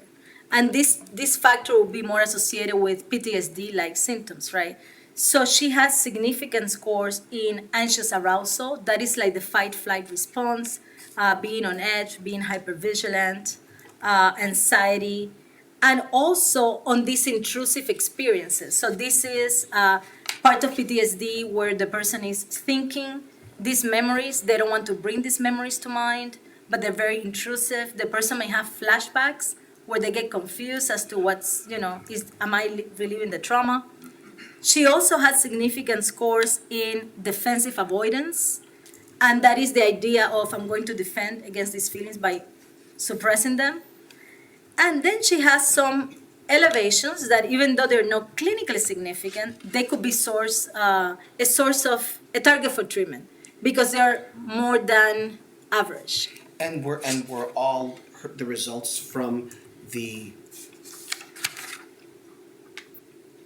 TSI-2 consistent with someone who has post-traumatic stress disorder? All of those symptoms were, okay, yes, in the sense that she scored high on this trauma factor, dissociation, depression, hyperarousal, intrusive thoughts, and defensive avoidance. These are trauma symptoms. Now, you talked about individuals sometime faking symptoms, if you will. Is that called malingering? Yes, when we create symptoms that are not there or we exaggerate symptoms. And in the forensic setting, like we're in right now, is it important to test for malingering to make sure that someone's not lying to you, basically? Correct. Or exaggerating symptoms? Correctly. And did you assess malingering for Susan? I did. And what were the results of Susan, whether she was malingering or not? So based on the testing? Yeah, so there's different ways. One is to look at the clinical interview, right? And to see if her symptoms of PTSD are exaggerated. For example, someone who scores every single item in the CAPS-5, that's rare. It's rare that somebody will have every single symptom of PTSD and that it will be super extreme, right? So she didn't do that. She talked about things not being there, and she said, absolutely, that's not me. So it's not like she's going to go out of her way to endorse every single symptom. So that's one thing that we're gonna look at. We're going to look at consistency in terms of like the stories and things like that. Also within the trauma symptom inventory, there is a scale that measures over-reporting. So people who are disclosing more symptoms of trauma that even people with trauma don't disclose. She had a valid profile there. And then there is the MENT, the Morel Emotional Numbing Test for PTSD. And this is it's a standalone test of feigning. It's a performance test. And what we do is we tell individuals, people with PTSD perform in a certain manner. And then we give the test. And the test is very easy. But the person might think that it's hard for people with PTSD. So we see how they do. So if they do really bad in these very easy tasks, we know that they are not responding in an honest manner, that they're trying to manipulate some information there. And she did just fine in all She the did measures. fine, she didn't, the test doesn't indicate any deception. Which means, based on a psychologist, that she's not malingering. Yes, she didn't exaggerate any symptoms to me. Now, you spoke to some friends of Susan, right? Yes. Okay. And I'm not going to ask specifically what they told you, but what was, as short as you can put it, Yes. what was significant in your dealings with Susan's friends? One thing that was very interesting is that Susan, for one of them, I think is Crystal. They have been friends maybe since 2013. That's a long time. Susan cooked for her wedding. There is a whole closeness. She drove her to see her family. And there is very little she knows about Susan, about her childhood, what worries her. I spoke to the pastor, Pastor Shannon, and the pastor indicated that Susan had a servant's heart. They all describe Susan as not aggressive, good with kids, getting along with people. But Susan is a mystery to them. They cannot tell me the first thing about her childhood. How was her childhood? And they said that Susan would never discuss being upset. The most she told them was she was aggravated. And this is kind of like the way Susan talks and her sister talk.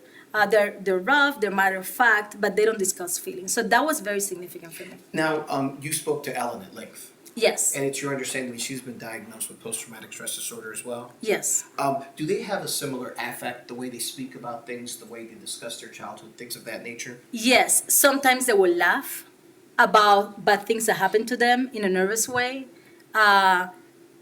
They both, they have a very abrasive way of speaking, right? They don't sugarcoat things, right? They will say, oh, this munchkin, or like they will use those names, right?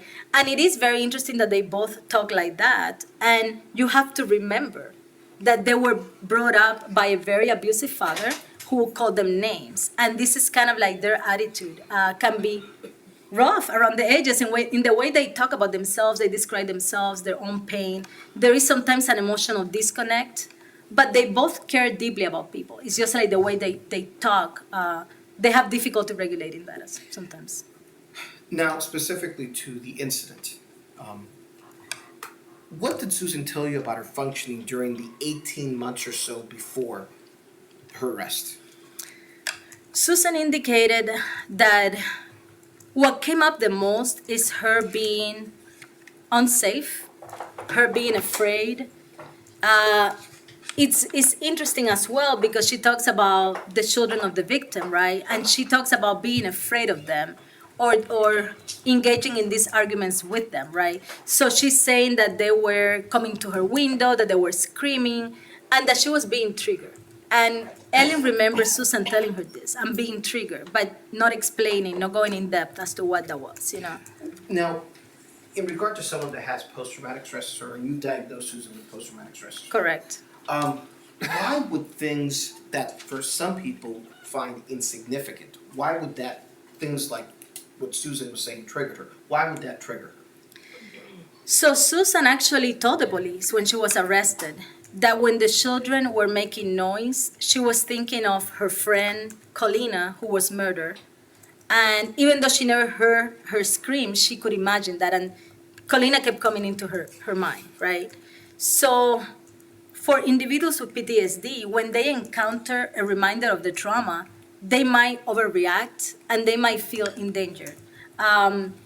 So one time she's in a place and she sees a man with a kid. So she becomes triggered because she thinks of her father. And sometimes she cannot even tell why she's being triggered, So she's in the safety of what she thinks of her home, and she's saying that the kids are coming up to her window and doing things. And she cannot explain that she told the sister at one point, this is triggering, but this is not the story. She's telling everybody because she's very private. But she told me that she was becoming unsafe, that she felt her privacy was being invaded because they were looking through the mailbox, that at some point she had to go to change her tire multiple times because they put something on her tires, that they put marbles so she would fall. And you might think, well, the marbles are there, not for her to fall, but someone who has this experience of being victimized might perceive aggression when there is no aggression and when there is no intent. Did you find any documentation regarding Susan's functioning within 3 months of the incident? So there is a record. It happened at around 3 months before her arrest. I'm looking for it.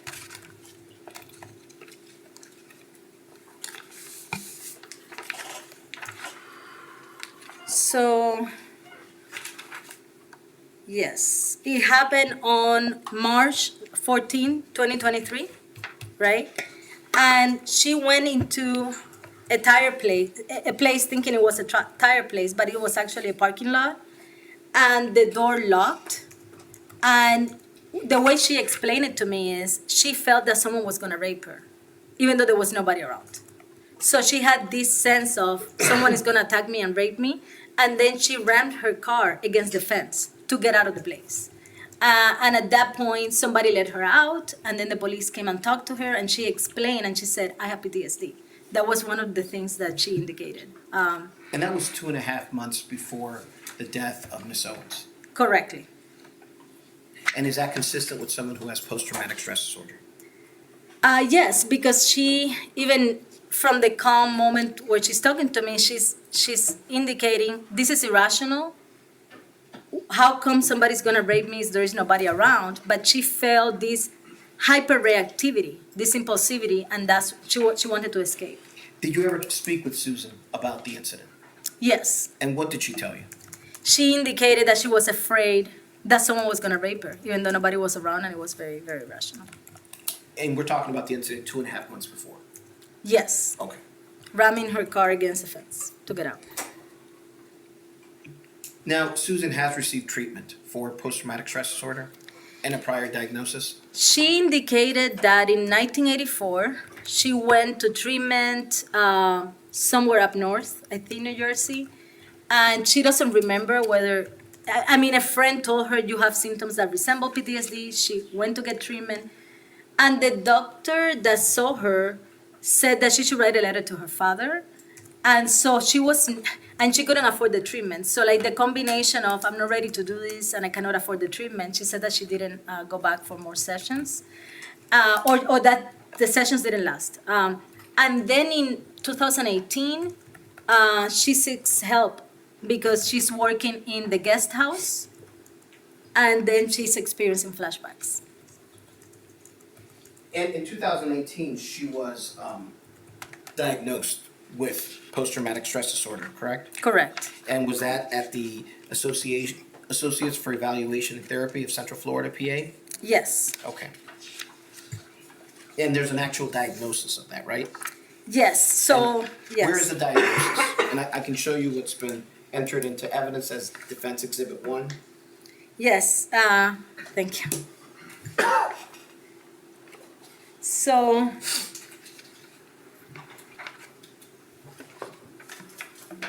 when you look at the bottom of, there is 1, 2, at the bottom of the third page, it says diagnosis F43.12, that is PTSD.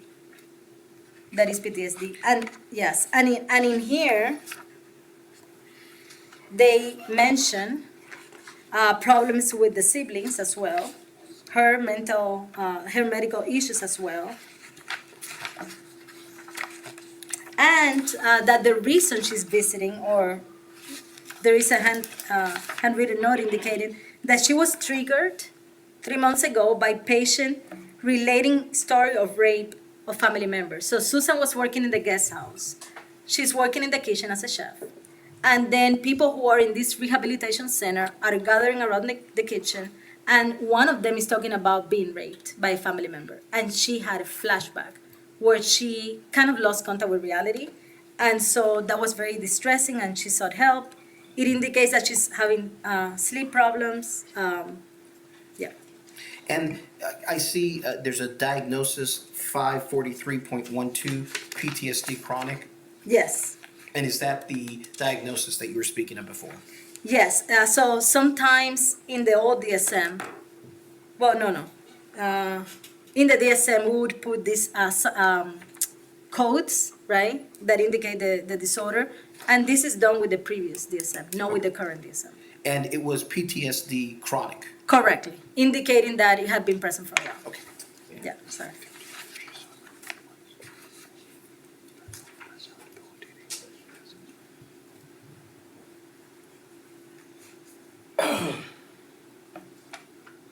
So to conclude, what is your diagnosis of Susan Lorincz according to the DSM-5 TR? Post-traumatic stress disorder with panic attacks and dissociation. Okay, and we've already spoken about panic attacks and dissociation, correct? Yes, this is just to say that these are additional challenges within her diagnosis. In your opinion, was she impacted by her long history of trauma and family dysfunction? Yes, so Ms. Lorincz has a long-standing history of psychological trauma and family dysfunction, neglect, psychological abuse, childhood adversities, and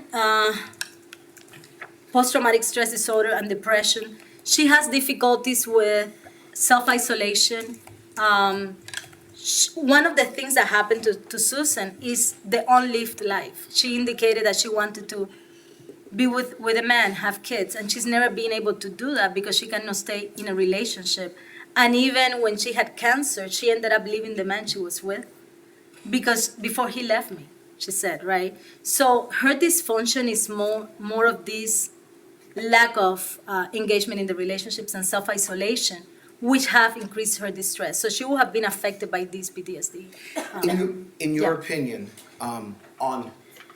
in June 2nd of 2023, when she shot Ms. Owens, was Susan's capacity to appreciate the criminal nature of the conduct or to conform that conduct to the requirements of the law substantially impaired?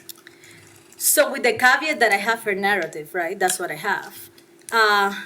It would be my opinion that yes, that her ability to appreciate the criminality of her conduct or to conform her behavior would be substantially impaired because she's perceiving that her life is in danger.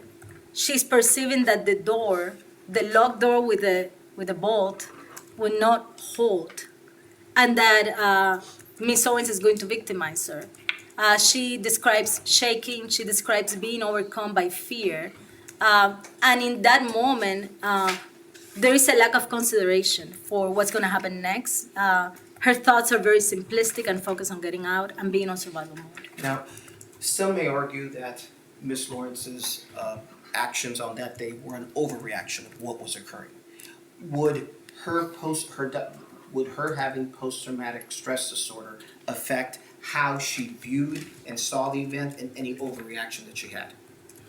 Yes, so definitely PTSD is going to rewire us, reshape the way in which we look at the world. If I get attacked after leaving this courtroom, I'm going to feel I'm damaged goods. I don't have a place in this world. The world is dangerous. So she's experienced this since age 4 to 20 to later on different events. So she's going to be impaired in that sense. And there is a hypervigilance and there is a focus on threat with PTSD. She describes walking in the street and there was a gentleman who wanted to ask her out and she was running away from him because he's gonna rape me. So there is once again this idea that even benevolent behaviors might be perceived as dangerous under stressful circumstances. Okay. Now, Judge Hodges has heard from 3 different friends of Ms. Lawrence today, and they described her as a non-aggressive, very helpful, very kind, very giving, very loving person. How is it that a person can be described as that, having post-traumatic stress disorder, yet be capable of an overreaction if like occurred on June 2nd, 2023? So one specific thing that I ask her friends is if they have ever seen Susan in a moment of danger or stress, and they indicated no. She sees Pastor Shannon at church. She sees her other friend in the context of safety. And Susan's behavior on this day is more a contextual. So when we look at violence and when we look at how violence happens, violence is very contextual, right? It's something that happens in one moment in time. Susan, during moments of stress and danger, tends to freeze sometimes, right? So when her father was raping her, when her brother was abusing her, when the landlord was abusing her, she would freeze. When she was beat up by her boyfriend, she froze and then left. And this freezing is this way of saying, there is no escape. If I cannot fight and I cannot fly, I freeze, right? And that has evolutionary use. Then we see Susan in a situation where she cannot freeze, which she thinks she's gonna get raped 3 months or 2.5 months before. She escapes, right? So she's not really staying in the situation, you know. In this situation, sometimes when the situation is highly volatile, highly dangerous, the person doesn't freeze, fights, especially when there is no escape. And that could be the reason why they've never seen her under conditions of stress. And did Susan indicate to you that on the day in question, she felt that she could not escape, that she could not leave the situation? She indicated she felt trapped. She said the way she described her thoughts. Remember, like when we experience psychological trauma for a person with PTSD, that part of the brain that thinks and reasons and is like, hey, this is not as dangerous, like it assesses the situation, goes offline. So her thoughts are very simplistic. When she describes her thoughts to the police, they don't have this narrative component. It's like, get out, leave me alone, go away. So like these are very simplistic thoughts, which are very consistent with somebody under a stressful situation who has PTSD. Now, obviously PTSD is a mental disorder. Yes. Does Susan require specialized treatment for PTSD? Yes. So individuals with PTSD benefit from treatment, right? And there are many lines of treatment. But I will say one of the first lines is antidepressants. I'm not a psychiatrist, but that's part of that. But that medication is an adjunct to psychological treatment. When an individual has experienced the severe, pervasive trauma that she has experienced of being raped for many years, during her formative years, this requires something more. So usually we see with PTSD that people will expose the person to the trauma, right? If you have a car accident, you go to a therapist, they might put you in a car and drive, right? But someone who has been the victim of sexual abuse like this will require someone kind, patient, and well-trained to identify all the issues that need development within her. So it's a specialized treatment. Okay. And could Susan benefit from Yes, Susan doesn't have any condition that would keep her from benefiting from treatment. Intellectually, she can benefit from treatment. She says that she wants to experience treatment, right?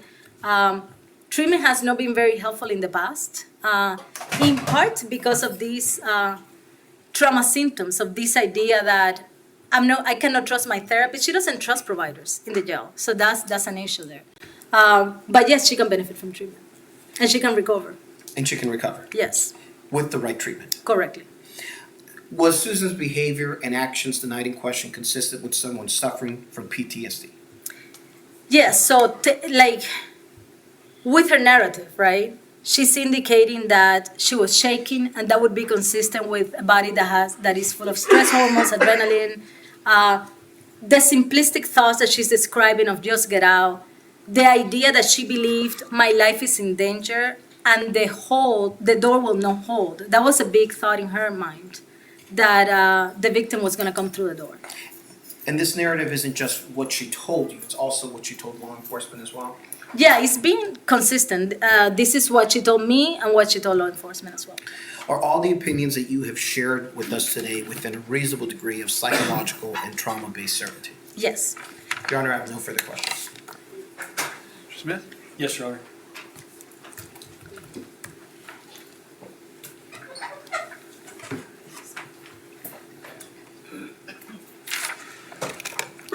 Good afternoon, Dr. Castillo. Good afternoon. How many hours have you worked in this case?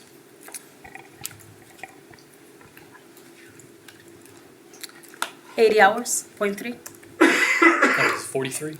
80.3, Oh, 80.3. counting travel and all that. Yes, ma'am. And you've been retained by defense counsel in this case, correct? Yes. How much are you charging per hour in this case? $250. All right. So you've worked 83 hours, charging $250 an hour? No, I charged 100 for travel. So I have made a total of $16,490. Okay. So total in this case, you were charging over $60,000. Yes, 16, yes. You're saying 16 or 16? 16. 1 1 6. 6. Oh, 1 Yes. 6. Okay. 1 6. All right. Thank you, ma'am. All right. Now, you would agree that traumatic events are different than everyday stressors. Yes, And would you agree that a child experiencing their mother dying from a gunshot wound would be a traumatic event? correct, And that traumatic event could affect that child correct, and could affect their children in the future. correct. What were the dates that you saw the defendant in this case, Ms. Lorincz, if you can remember? January, February, and May. And so this crime happened in 2023, but you did not see her until 2024. Correct. I believe you stated here that Ms. Lorincz is a private person. She's not wanting to talk about private matters to people, correct? Correct. Would you agree that someone not wanting to talk about matters would be a problem for any treatment for that person? It is a barrier to treatment, yes. And would you also agree that not trusting doctors or healthcare providers would be a barrier for treatment? It can be, yes. That's why I would expect that doctors have the clinical skills to go through that. And would you agree that in this case, the defendant, Ms. Lorincz, in the situation in her neighborhood, that she engaged in arguments with children? Yes, She did not avoid children or the problems in the neighborhood. did she avoid problems? She indicated that there were times where she would like be home trying to avoid problems in the neighborhood, yes. But there are also times you would agree that she engaged with people in the neighborhood about the issues. Yes, And you talked about an incident that happened a couple of months before this incident where the defendant drove through a fence and she told someone that she was triggered because she thought she was going to be raped, correct? yes. Are you familiar with the context of that statement, of when she made that and who she made that to? I think somebody went to her house and she made that statement. Would you agree that that context of that statement was made by the defendant while the Marion County Sheriff's Office was investigating a criminal mischief incident? Yes, Thank you.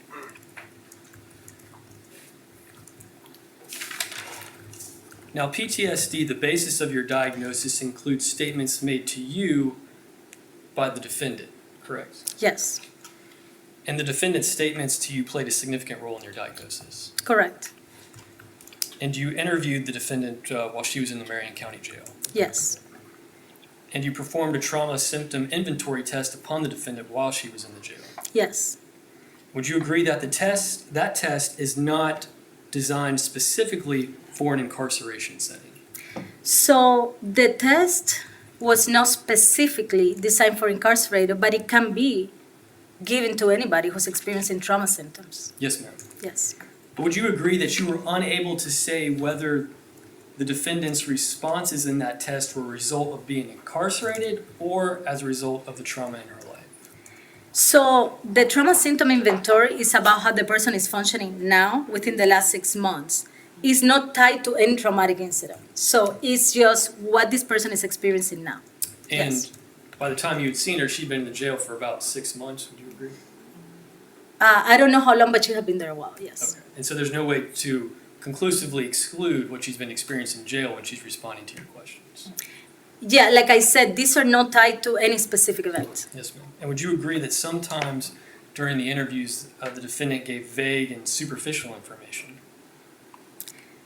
Most of that superficial information, though, was about her relationship with men and things like that. So she was cooperative, but there is a big part of being a victim of childhood abuse and avoiding the pain. It's part of the PTSD. But yes, there were times in which she was vague, more vague. Yes, ma'am. And you would also agree that you did not explore the actual shooting with the defendant?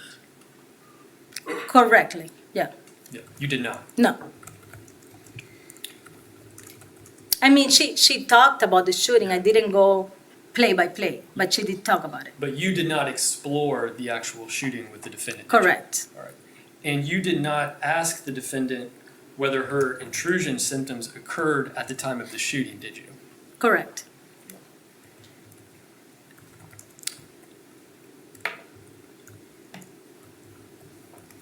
Now, I would also point out that the defendant had no evidence of hallucinations, correct? Oh, no, no hallucinations. She didn't report that. And there was no evidence of delusions, correct? Correct, And the defendant did not endorse a history of psychosis. correct. And I believe you noted while depression was elevated, it was not to a point of significance, in your opinion, correct? Depression now, being in jail, yes, current. And you also mentioned that the dissociation was elevated, but not to a point of being clinically elevated. Would you agree? The dissociation now, not the dissociation as a child, yes. But when you were talking to her. Yes, in the moment that I was talking to her, she was not significantly depressed and she didn't have significant dissociation according to the trauma symptom inventory. And you would agree that the defendant was stable when you saw her? Yes, And you reviewed medical records from the Marion County Jail, correct? yes. And the defendant was not diagnosed with PTSD in the Marion County Jail records, was she? In the Marion County Jail, no, she was diagnosed with adjustment disorder, I think with anxiety and generalized anxiety disorder. But I say this with the caveat that in jail, people don't get an in-depth trauma assessment. And she did report trauma symptoms, but they didn't diagnose her. Yes, ma'am. Now, the defendant told you that she thinks she was diagnosed with PTSD in the past. Yes, Correct. And there was talk about a situation in 1984, but you have no records of a prior diagnosis of PTSD in 1984. no, she couldn't really remember the name of the doctor and she was not sure whether she had been diagnosed. I don't think she knew that she had been diagnosed in 2018 either. She said, I might have been diagnosed, but Okay. the record indicates that she was diagnosed in 2018. But she didn't really know. She didn't know. She wasn't sure. Now, the psychological records that you have from 2018, which defense counsel has admitted into evidence, I believe is defense 1, you would agree that those are only 4 pages. Correct. That record does not include any treatment notes. Correct. And you would also agree that you've been provided records from the defendant's primary care physician. Yes. And that those records were, I believe, from 2018 to 2023. Correct. And there was nothing of significance regarding PTSD in your review of those. No, I think they mentioned that general physicians don't tend to look for PTSD. They're not that nuanced. There might have been mention of Paxil, which she received Paxil after her mother died because she had anxiety and depression, and she was prescribed that, but then she started having suicidal thoughts, and she stopped that. But there is no mention of PTSD in the medical records. But there's indication that she was taking depression medication at some point, but then just stopped taking it.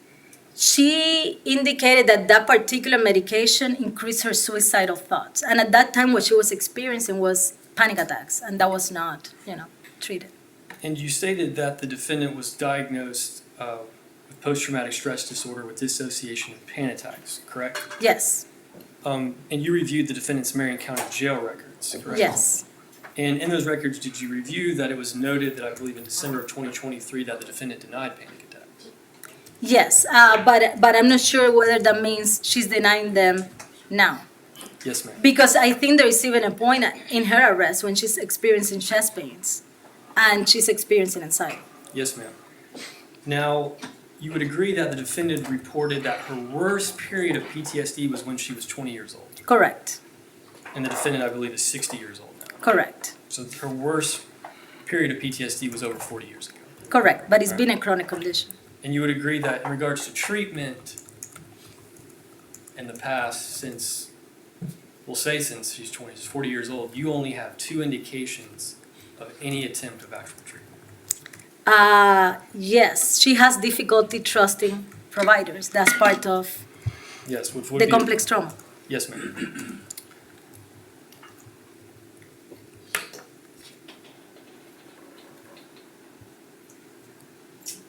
And in 2018, the defendant said she was triggered by someone telling her about a story of rape, correct? Correct. And you would agree that rape was not an issue at all in this case? Well, in regards to the factual situation that was facing the defendant. So for someone with PTSD to overreact, it doesn't have to follow exactly what happened to them. The situation is reminiscent though, in the sense that she thought she was gonna get killed, beat up, and that's exactly what she thought during her rape. So rape and physical abuse is her main trauma. Now, in 2018, you received some records. There were 4 pages. But again, there's really no record of any treatment in those records, is there? No, she indicated she went a couple of times. There was no much engagement there. And the defendant said she didn't go very long. She didn't go very long. So again, another instance where the defendant was not amenable to treatment, we would say. I wouldn't say she was not available to treatment. I said there is a lot of lack of training and lack of nuance when therapists look for trauma assessment and treatment. Yes, ma'am. Now, you would agree that there is mental health treatment available to prisoners in the Department of Corrections? In my experience in the jail, there is not that much treatment going on. Right now, she's getting medication for anxiety. She's taking Buspar, and that wouldn't even be the first line of treatment for PTSD. But in the Department of Corrections, they're required, the department that is, to provide mental health service to inmates. Also, like in the Department of Corrections. ma'am. Okay, yes. Yeah. In prison, there is some treatment, yes. Yes. Okay. I cannot attest to how good it is, but Yes, yes. ma'am. But you would agree that prisons are required that an inmate, that mental and psychological problems must be diagnosed and treated whenever possible in prison. Correct. But I do have a lot of experience working in prisons, and I know that it doesn't always happen like that. Yes, but the prisons are required to. They are required, yes. Yes, and so there is, you would agree that there is access to mental health treatment for inmates who have psychological problems. Correct.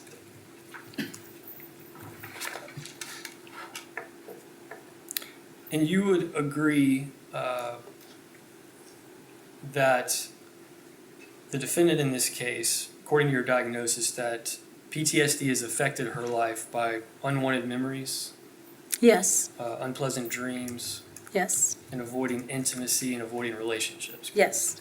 And as part of the criteria for examining PTSD, would you agree that you have to examine whether PTSD has caused clinically significant distress or impairment in an individual's social, occupational, or other area of functioning? Correct.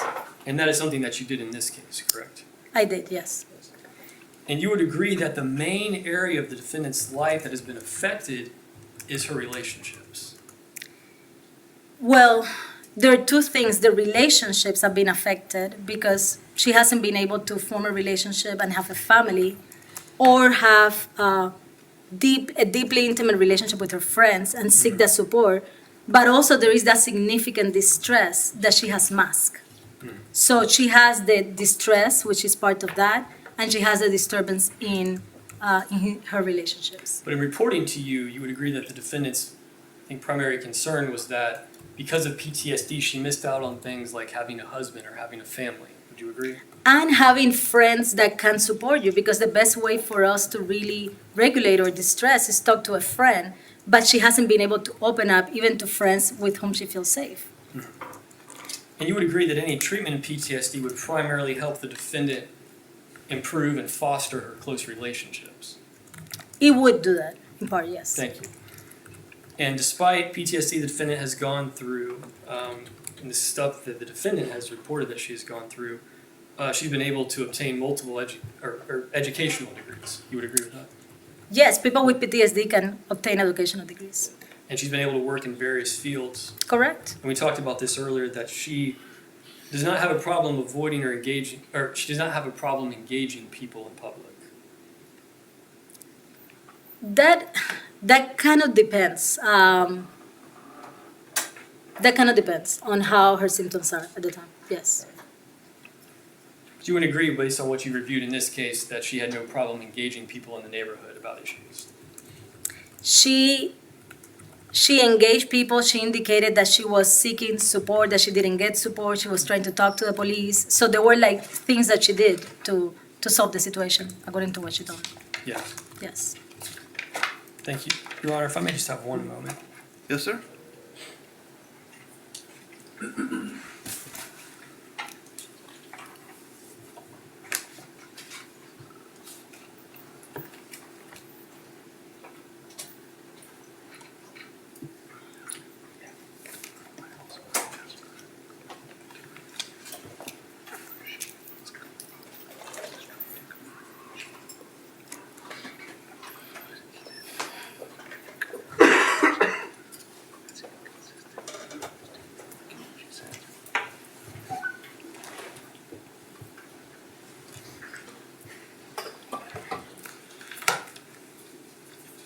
Now, Dr. Castillo, you were asked about an opinion as to whether the defendant's capacity to understand what was going on the night of the incident was at all affected by PTSD.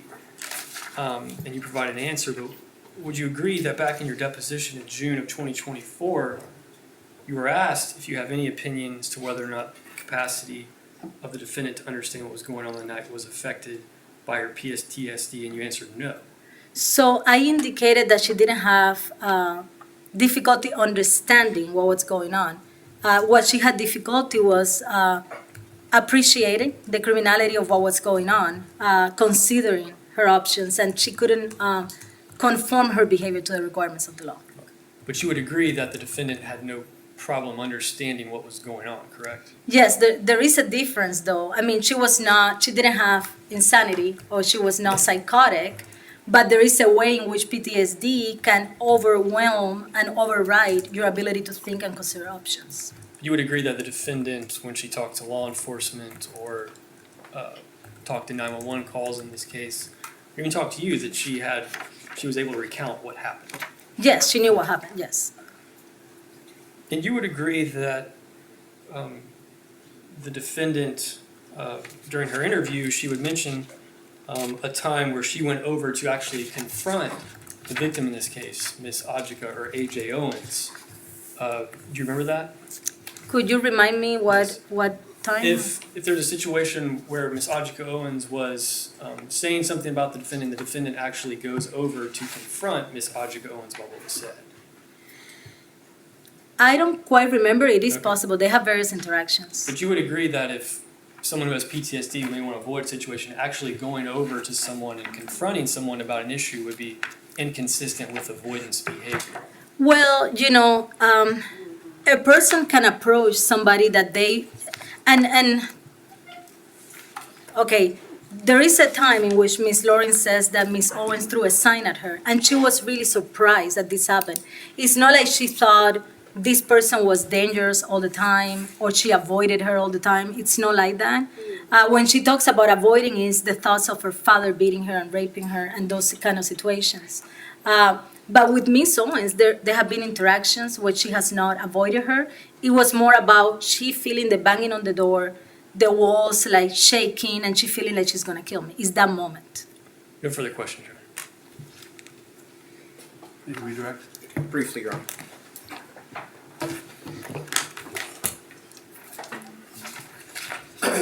Dr. Castillo, Mr. Smith was asking you about you asking Ms. Lorincz in regard to her thoughts and feelings the day of the incident. You did speak with Ms. Lorincz a little bit about that, correct? Yes, I mean, I didn't explore play by play, what are you thinking and all of that, but she did talk about what happened that day, yes, and what was going through her mind. But specifically, you reviewed the two different statements that she gave to law enforcement the day of the incident and then a couple days after the incident, right? I reviewed all the statements she gave to the police, yes. And you relied on that for some of your opinions in regard to what she was feeling, what she was fearing, what she was experiencing when Ms. Owens was pounding on that door, right? Correct.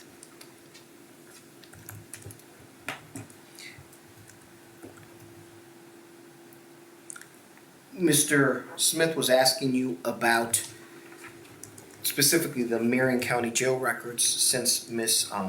Lorincz has been incarcerated since June of 2023. And you indicated to him that she has reported trauma symptoms. Correct. However, the jail has not done a full evaluation for trauma. Correct. She reported flashbacks, hyperarousal, nightmares, all of these trauma symptoms and a trauma history. But no full analysis has been No done full in the analysis jail. has been done. Mr. Smith was asking you about the medical records specifically, and there not being any mention of trauma indicators or trauma symptoms in her medical records. Correct. Now, do the regular physicians, the ones that look at, if your foot's broken or if you're having issues with your gastric bypass surgery, etc., like Ms. Lorincz went to see physicians for treatment, do they typically assess for PTSD, for trauma-based situations, for trauma-based mental health disorders? No, in my experience, medical doctors don't really routinely assess for psychological trauma. And you mentioned that the PTSD that Ms. Lawrence has is chronic. She has chronic PTSD. She has experienced the symptoms since age 4. You also mentioned that Mr. Smith was asking you questions about Ms. Lawrence and how she has had problems trusting providers. Correct. Is that consistent with someone that has post-traumatic stress disorder? Yes. So when I conducted psychotherapy with survivors of abuse, part of the challenge is to talk to them in a way that decreases their defensiveness, because this is a natural process. It's almost like trying to save somebody who's drowning, but the person is trying to hold on to that defensiveness, which is the lifesaver, because that's what they know. What has helped her survive is to isolate herself and not let people hurt her. So as a treatment provider, I know that individuals with childhood trauma can be difficult patients, and that's why we need to have those skills and that training to be able to break through that. And you have reviewed many different records from the Department of Corrections throughout your career Correct. on many different individuals. Correct. Is it your opinion, based on your specialization in trauma, that the Department of Corrections does a good job of dealing, evaluating, and treating individuals that have trauma-based disorders, just like Ms. Lawrence has? No, I was also the chief psychologist in the Miami-Dade County jails, and we dealt with a lot of standards for prisons. And no, most of the time they're talking to nurses. They're not receiving trauma-specific treatment, and it's very hard to get this kind of treatment even in the community if you don't go to a place that specializes on complex trauma and understands what they go through developmentally. And Mr. Smith was asking you in regard to what you testified to in your deposition in regard to Ms. Lawrence understanding Correct. what was going on. What is the difference specifically between understanding right and wrong, etc., and specifically the Susan's capacity to appreciate the criminal nature of the conduct or to conform that conduct to the requirements of the law substantially impaired at the time of the offense? So understanding is about knowing, right?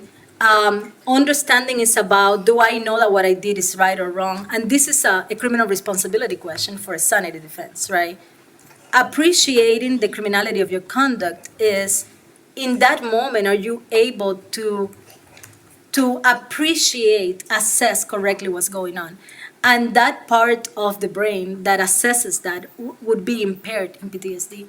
That ability, you are overcome by fear for your life. There is a heightened sense of being in danger and being unsafe, and you're about to be killed. So in that moment, all that consideration goes out the window. You're not thinking about those things.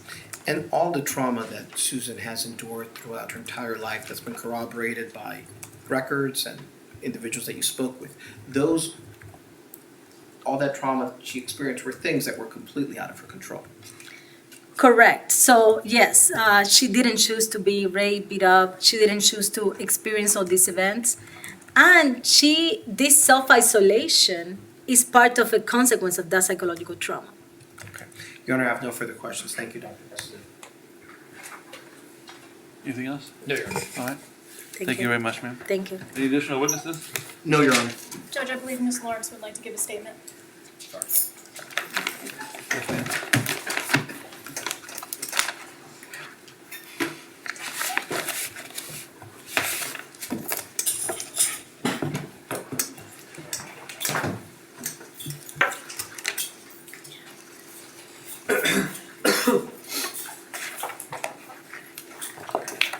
Good afternoon. Yes, it is. I'm making a statement so you understand my actions and my reasoning the night of the shooting.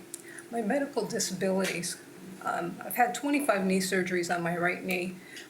Ended up having multiple replacements and then a catastrophic failure due to an allergy.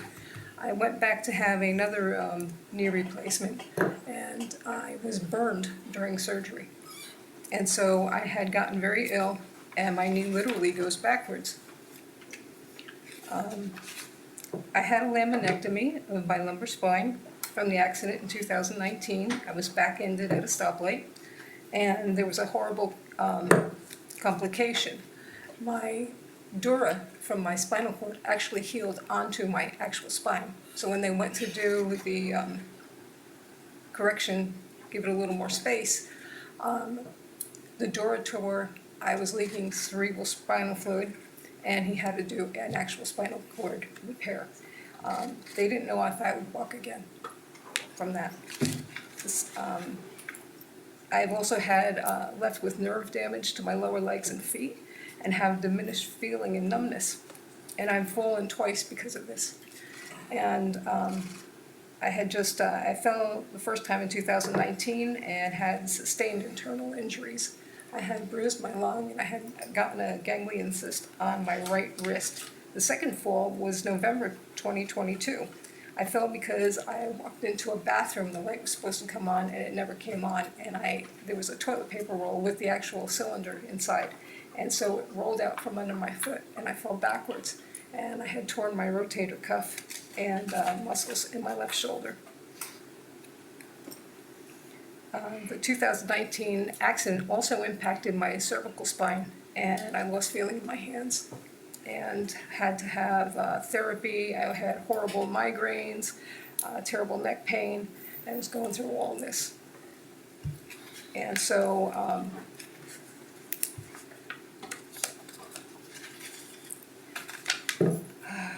I also have cataracts in both eyes, and the one on my left is progressing faster, so it looks like I'm going through Vaseline on a lens. And I have some heart issues and high blood pressure. And there's a reason why I'm telling you all this.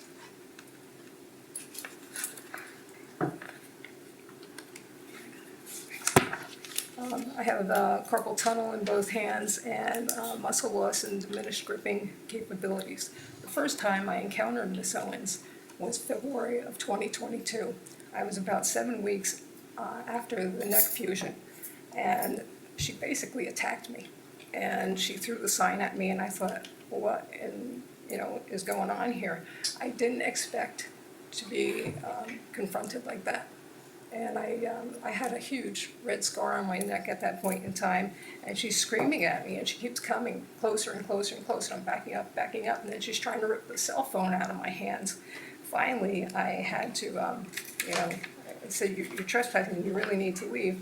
And she picks up the sign, and she says, what, this fucking trespassing sign, and throws it at me. This is where she hit me. And I still have the red mark where she hit me.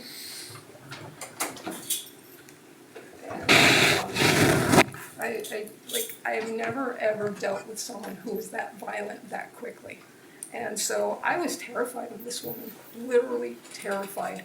I've never had anyone, the first time I've met them, throw something at me and get so physically abusive.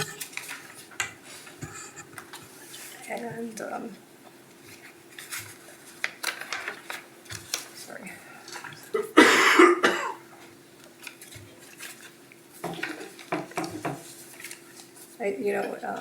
People are saying I wasn't afraid. I was horrified. And when she was banging on that door, it was just so loud in the house. I could not hear what she was screaming. And then I found out the children, who said they were right there, actually were around the corner of the apartment, over 100 feet away. How could they hear anything? So I don't understand. And the prosecutors knew the children lied. They found the children in the lies. They said I threw skates and I hit them, that never happened. The prosecutor knows that didn't happen. That's why the charges were dropped. I've just been flummoxed about this whole case. I don't understand, I understand I have PTSD, but this woman kept coming after me. I had approached her because I was watering my plants, and she's going, oh, there's a crazy old white lady. And I'm like, you can't just go around saying someone's crazy. I mean, it was insanity. So I went to say something to her, and she verbally attacked me again. She's like, you've been calling my kids racist names and stuff. And I said, no ma'am, I have not. And she kept getting angrier and angrier. The more I said no, the angrier she got. So finally I said, I was terrified. I mean, she went from a very relaxed position to a position here. I could see her neck veins starting to bulge. Her pulse is really getting, fast. And I'm thinking, she's gonna beat the hell out of me right here in the street. So I said, listen, I'm sorry, if that's what you think I said, I'm very sorry. I don't mean to offend anybody. I didn't say it, but I'm sorry. I went to walk away, and she's following 1 foot behind me the whole time to my apartment till I slammed the door in the face. Again, never had anyone do anything that aberrant in my life.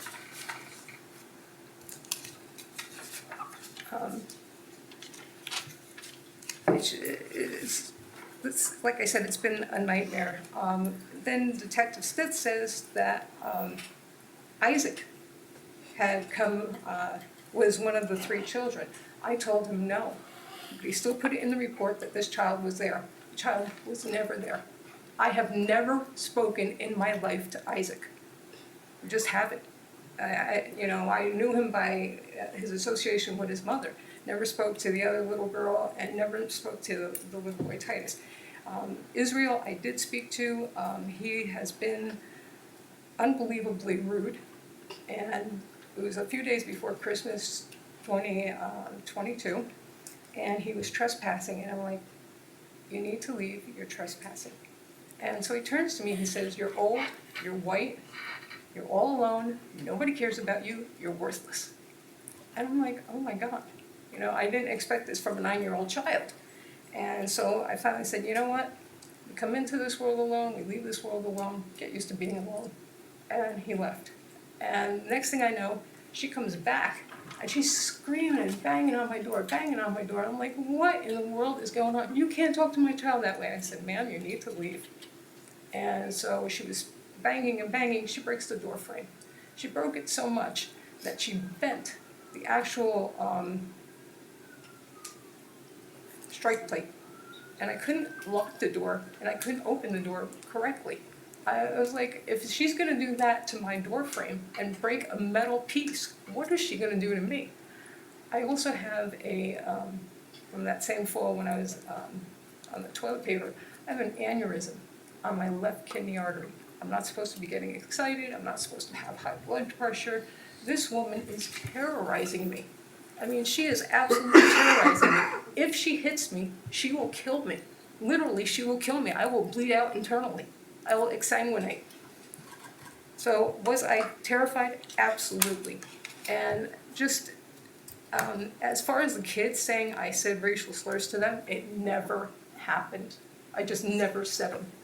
I have never talked to London. I have never talked to Calix, Jareth, or I don't remember the kid's name, but Isaac was the other one. I have never spoken to him. Isaac I knew, the other 3 I would never have known they even lived in my neighborhood. As far as the child Israel is concerned, he said I called him a slave. I have never called anyone a slave in my life. Not an adult, not a child, just something I wouldn't do. And to say that I called him the N-word is ridiculous. I've never called anyone the N-word. And I don't know where he's getting this from. I don't understand. I was married to a non-white man. He was actually Middle Eastern, brown skin, and someone had called him a sand nigger and a camel jockey. And I was highly offended. And I would never do that to a child, ever.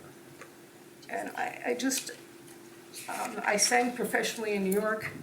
I did jazz and the blues. I sang for Charles Gamble, Ernie Susser, and I had voice coach Jim Gassett, who had people in Dreamgirls, Miss Saigon, Les Mis. And I sang with Larry Woodard from the Metropolitan Opera. Larry is black. Charles is black. Our pianist was black. Most of the girls who sang the blues and did jazz were all black. I never had a problem with a black person in my life.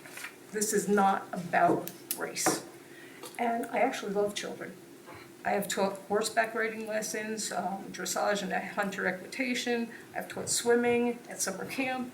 I was a big sister for big brothers, big sisters.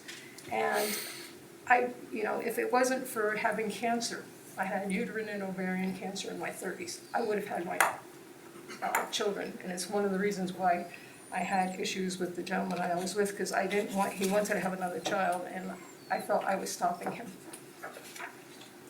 That said, I would like to make a statement to AJ's mom, children, and friends. It is with heavy heart and great remorse I write this letter to you. First and foremost, I am so sorry that I took AJ's life. I never intended to kill her. The night I shot that gun, I was confused as to why she was screaming and pounding on my door. I had an idea that Israel told her I had hit him. I could not understand why she was so angry. And she truly scared me. Now that I know he told her I hit him, I am just profoundly sad. Not only did a mother die, but a daughter and a sister. I think of your family's loss and know how hard it is to lose someone you love. Not being able to see that person, look at that person, or just talk to that person is such an empty feeling. I so wish I could go back and change things so that she was still here. I would trade my life so that she could be here, if it were possible. I know that you have all suffered from her loss, and I have prayed for you and your family during this time so that you can, that God could help you. Nothing I can do will change the outcome. I can only tell you I have cried and I feel horrible for my actions.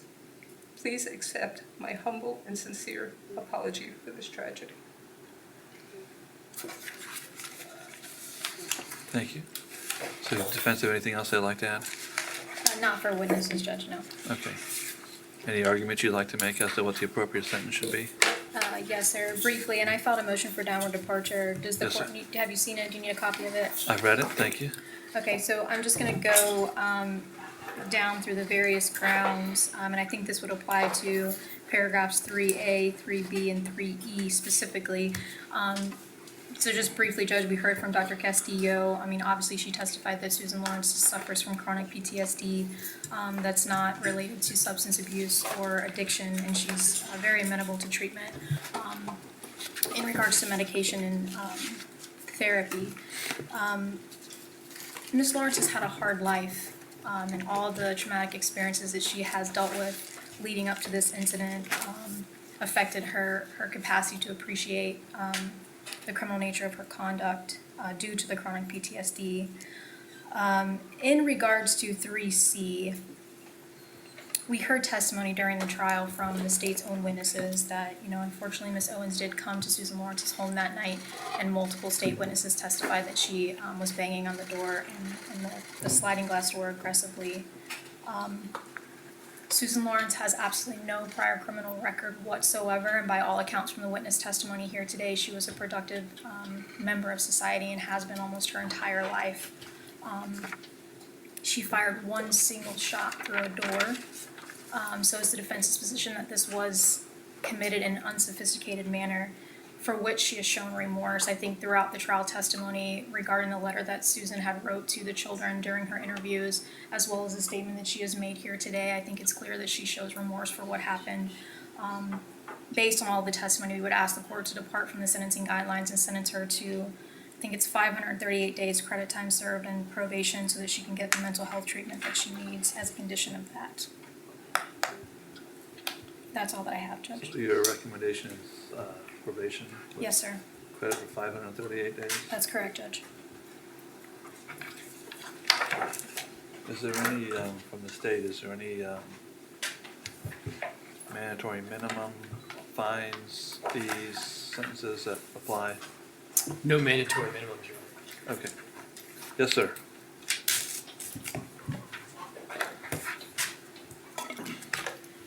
Your Honor, in regards to the downward departure arguments made by defense counsel, one, the claim that the defendant requires specialized treatment and is amenable to treatment, the state would argue that the defendant's PTSD diagnosis was not the cause of this shooting. We've heard testimony today, and it seems that the area of the defendant's social functioning that has been affected by her purported PTSD the most is her ability to form close relationships. That's not the type of behavior involved in this case. The defendant's worst period of PTSD symptoms were when she was in her 20s. That's about 40 years ago. The defendant has only reported seeking help for PTSD twice in her life that we know of, one in the 80s and one approximately 5 years before this incident, but there's no treatment notes. Just a 4-page document is the only information we have. The defendant, we've heard that she's quit treatment, that she does distrust providers, that she has not stayed with any type of treatment that she's had in the past. And so there's not a reasonable possibility that such treatment will be successful. There's also mental health treatment that is accessible to inmates in the Department of Corrections. And when the defendant made her statement, she listed many things, many problems, including 25 knee surgeries, and a host of other medical problems, but I believe the only mention of PTSD was the statement that I know I have PTSD. So, Your Honor, again, PTSD was not the driving force in this case. It is not a basis for a downward departure. Number two, whether the defendant had the capacity to appreciate the criminal nature of the conduct involved in this case or confirm her conduct to the requirements of the law, and whether or not that was substantially impaired. Your Honor, the defendant had the full capacity to understand what was going on the night of the incident. The defendant took pictures. She took cell phone videos of what was going on leading up to the incident. She knew what was happening. She confronted the children about what was happening. She called 911 and talked about what was happening. She talked about her statements to police about what was going on in the apartment, about being in the bathroom, washing her hands, going to the kitchen, getting the gun, returning and shooting Miss Owens through a locked door. And she claimed she all did it in self-defense. This was not an instance where her nature or her ability to appreciate the criminal nature of the conduct was impaired, nor was her ability to conform her conduct to the requirements of the law or impaired. Again, that is not a basis for downward departure in this case. As to the victim was initiator, willing participant, aggressor, or provoker, again, this is not a situation where Ajike Owens just walked over to the defendant's apartment for no reason. There's a history of the defendant having issues with the children and Miss Owens responding to those issues. The night of this incident followed that exact same pattern, and the course of events were set in place by the defendant engaging with the children. In the defendant's interview, she admitted she told the children on the night of the incident, "Go get your mom, I don't care." Again, Ajike Owens did not walk over to the defendant's apartment with a gun, a knife, or a weapon. She was not trying to break into the house. She was not the initiator, willing participant, aggressor, or provoker. That is not a basis for a downward departure either. Was this offense committed in an unsophisticated manner, isolated incident? The defendant has shown remorse. As to being sophisticated, Your Honor, I point out the defendant had access to 2 guns that night, a .22 caliber and a .380 caliber. She went and retrieved the larger caliber weapon in this case, not the .22. She grabbed the .380. And this was not an incident where the defendant did not know what was going on and fired a bunch of sporadic shots in fear. The defendant fired one aimed shot at the door that struck and killed Miss Owens. And again, this is not while the shooting may have been a one-time event. Again, this was a pattern of behavior involving the children and the defendant and Miss Owens in this case. Your Honor, there is no basis for a downward departure in this case. The defendant has failed to prove that there is a valid legal ground to support a downward departure. Based on the totality of the circumstances, the court should not depart. The defendant took the life of Ajike Owens, a 35-year-old mother who was her neighbor, and Miss Owens was a mother of 4. The interests of justice are best served by sentencing the defendant to 30 years in the Department of Corrections, which is the maximum sentence in this case. So in addition to 30 years in the Department of Corrections, the state would also ask for $100 cost of prosecution.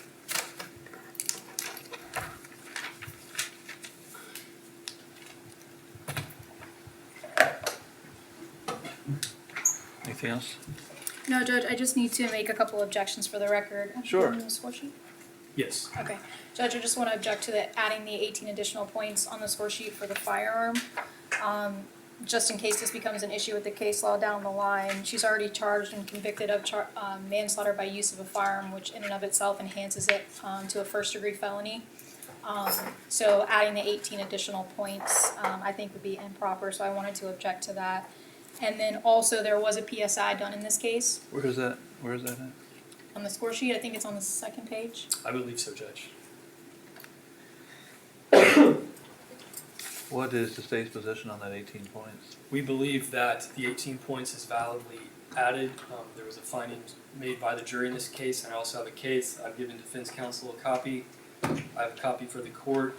It's out the 5th DCA, Lewis v. State, 952, Southern 2nd, 1271 from 2007, which I believe is on point in this case and states that in a situation like this, 18 points for use of a firearm is allowed on the approach, Your Honor.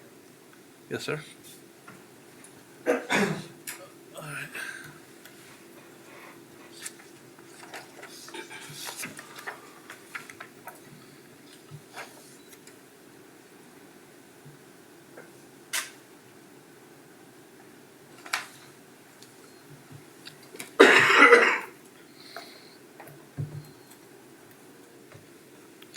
That was for a manslaughter by firearm offense.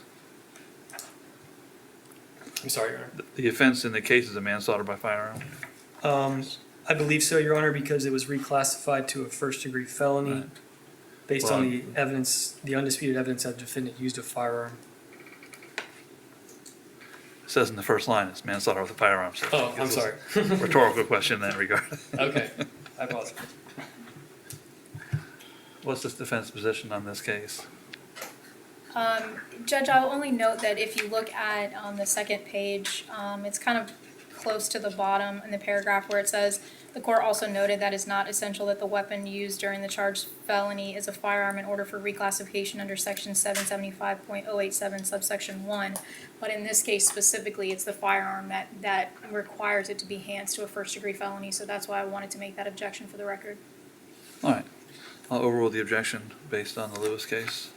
Yes, sir. And then I believe there was a PSI done in this case. I think the court Yes, has a ma'am. copy of it. I'm not I've looked sure at if the court has looked at it and relied on it. The only objection I wanted to make to the PSI, there were a few letters that were included by the probation officer that were typed. They were not authenticated, not sworn. So I would just ask the court to disregard those letters. Okay.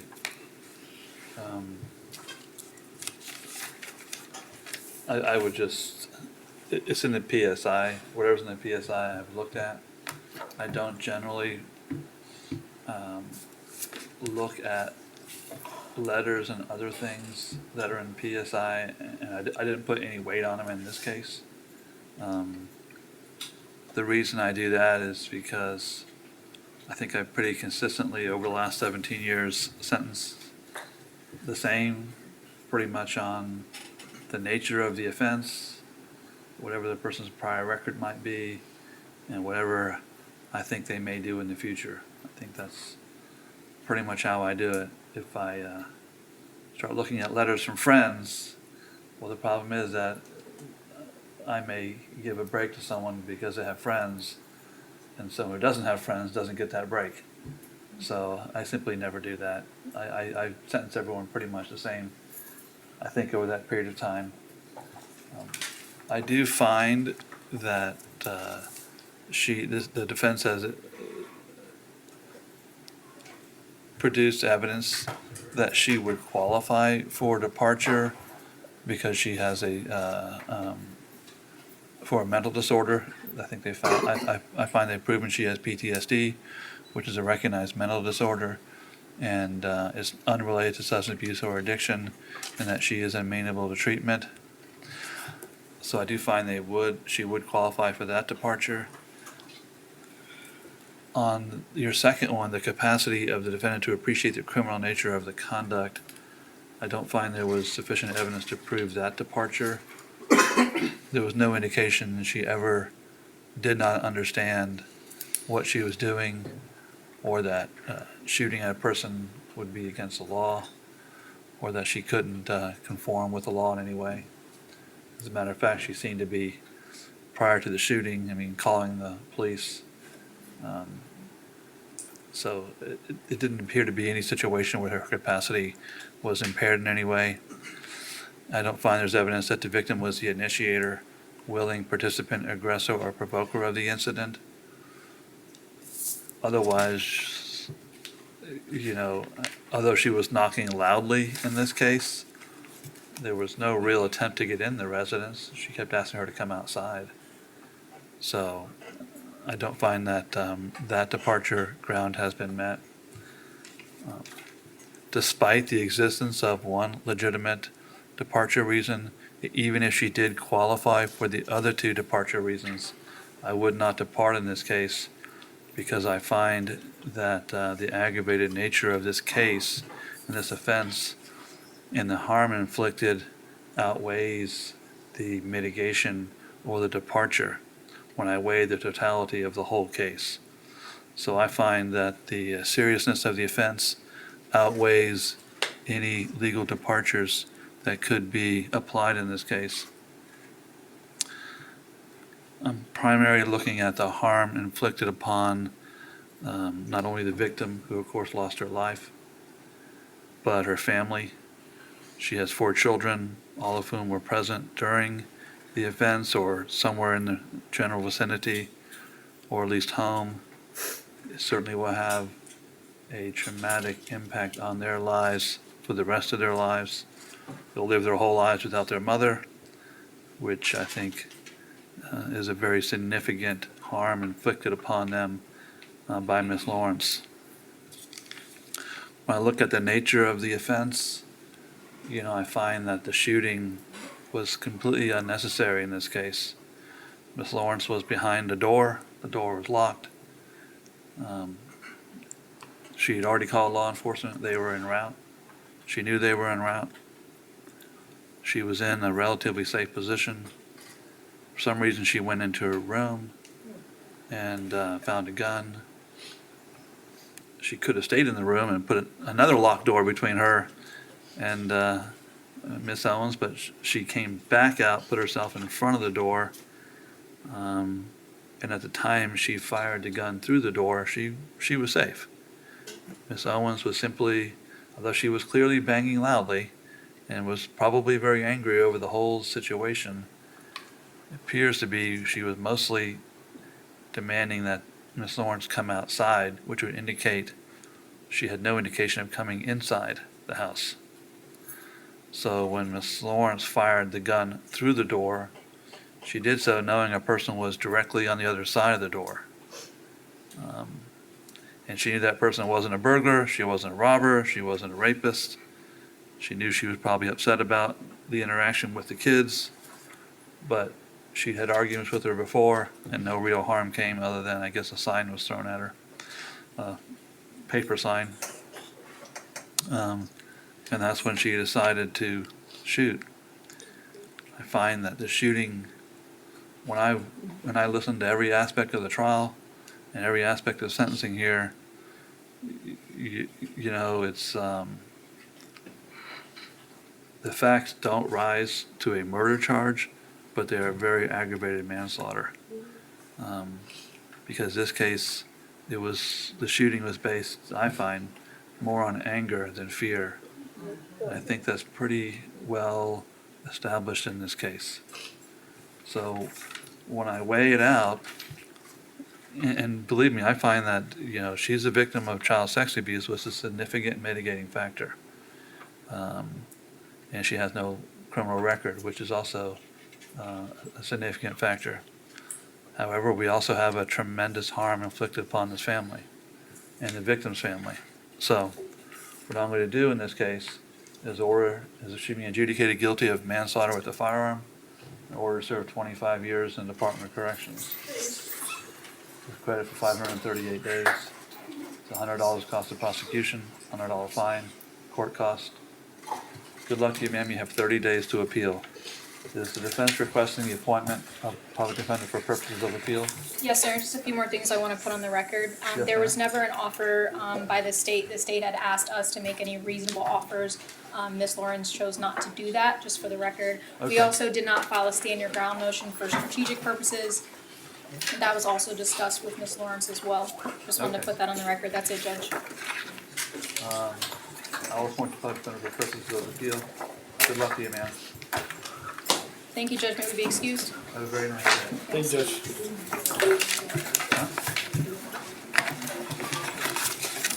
Yeah, Lynn, can you bring him to the office? Oh, yeah, before you board.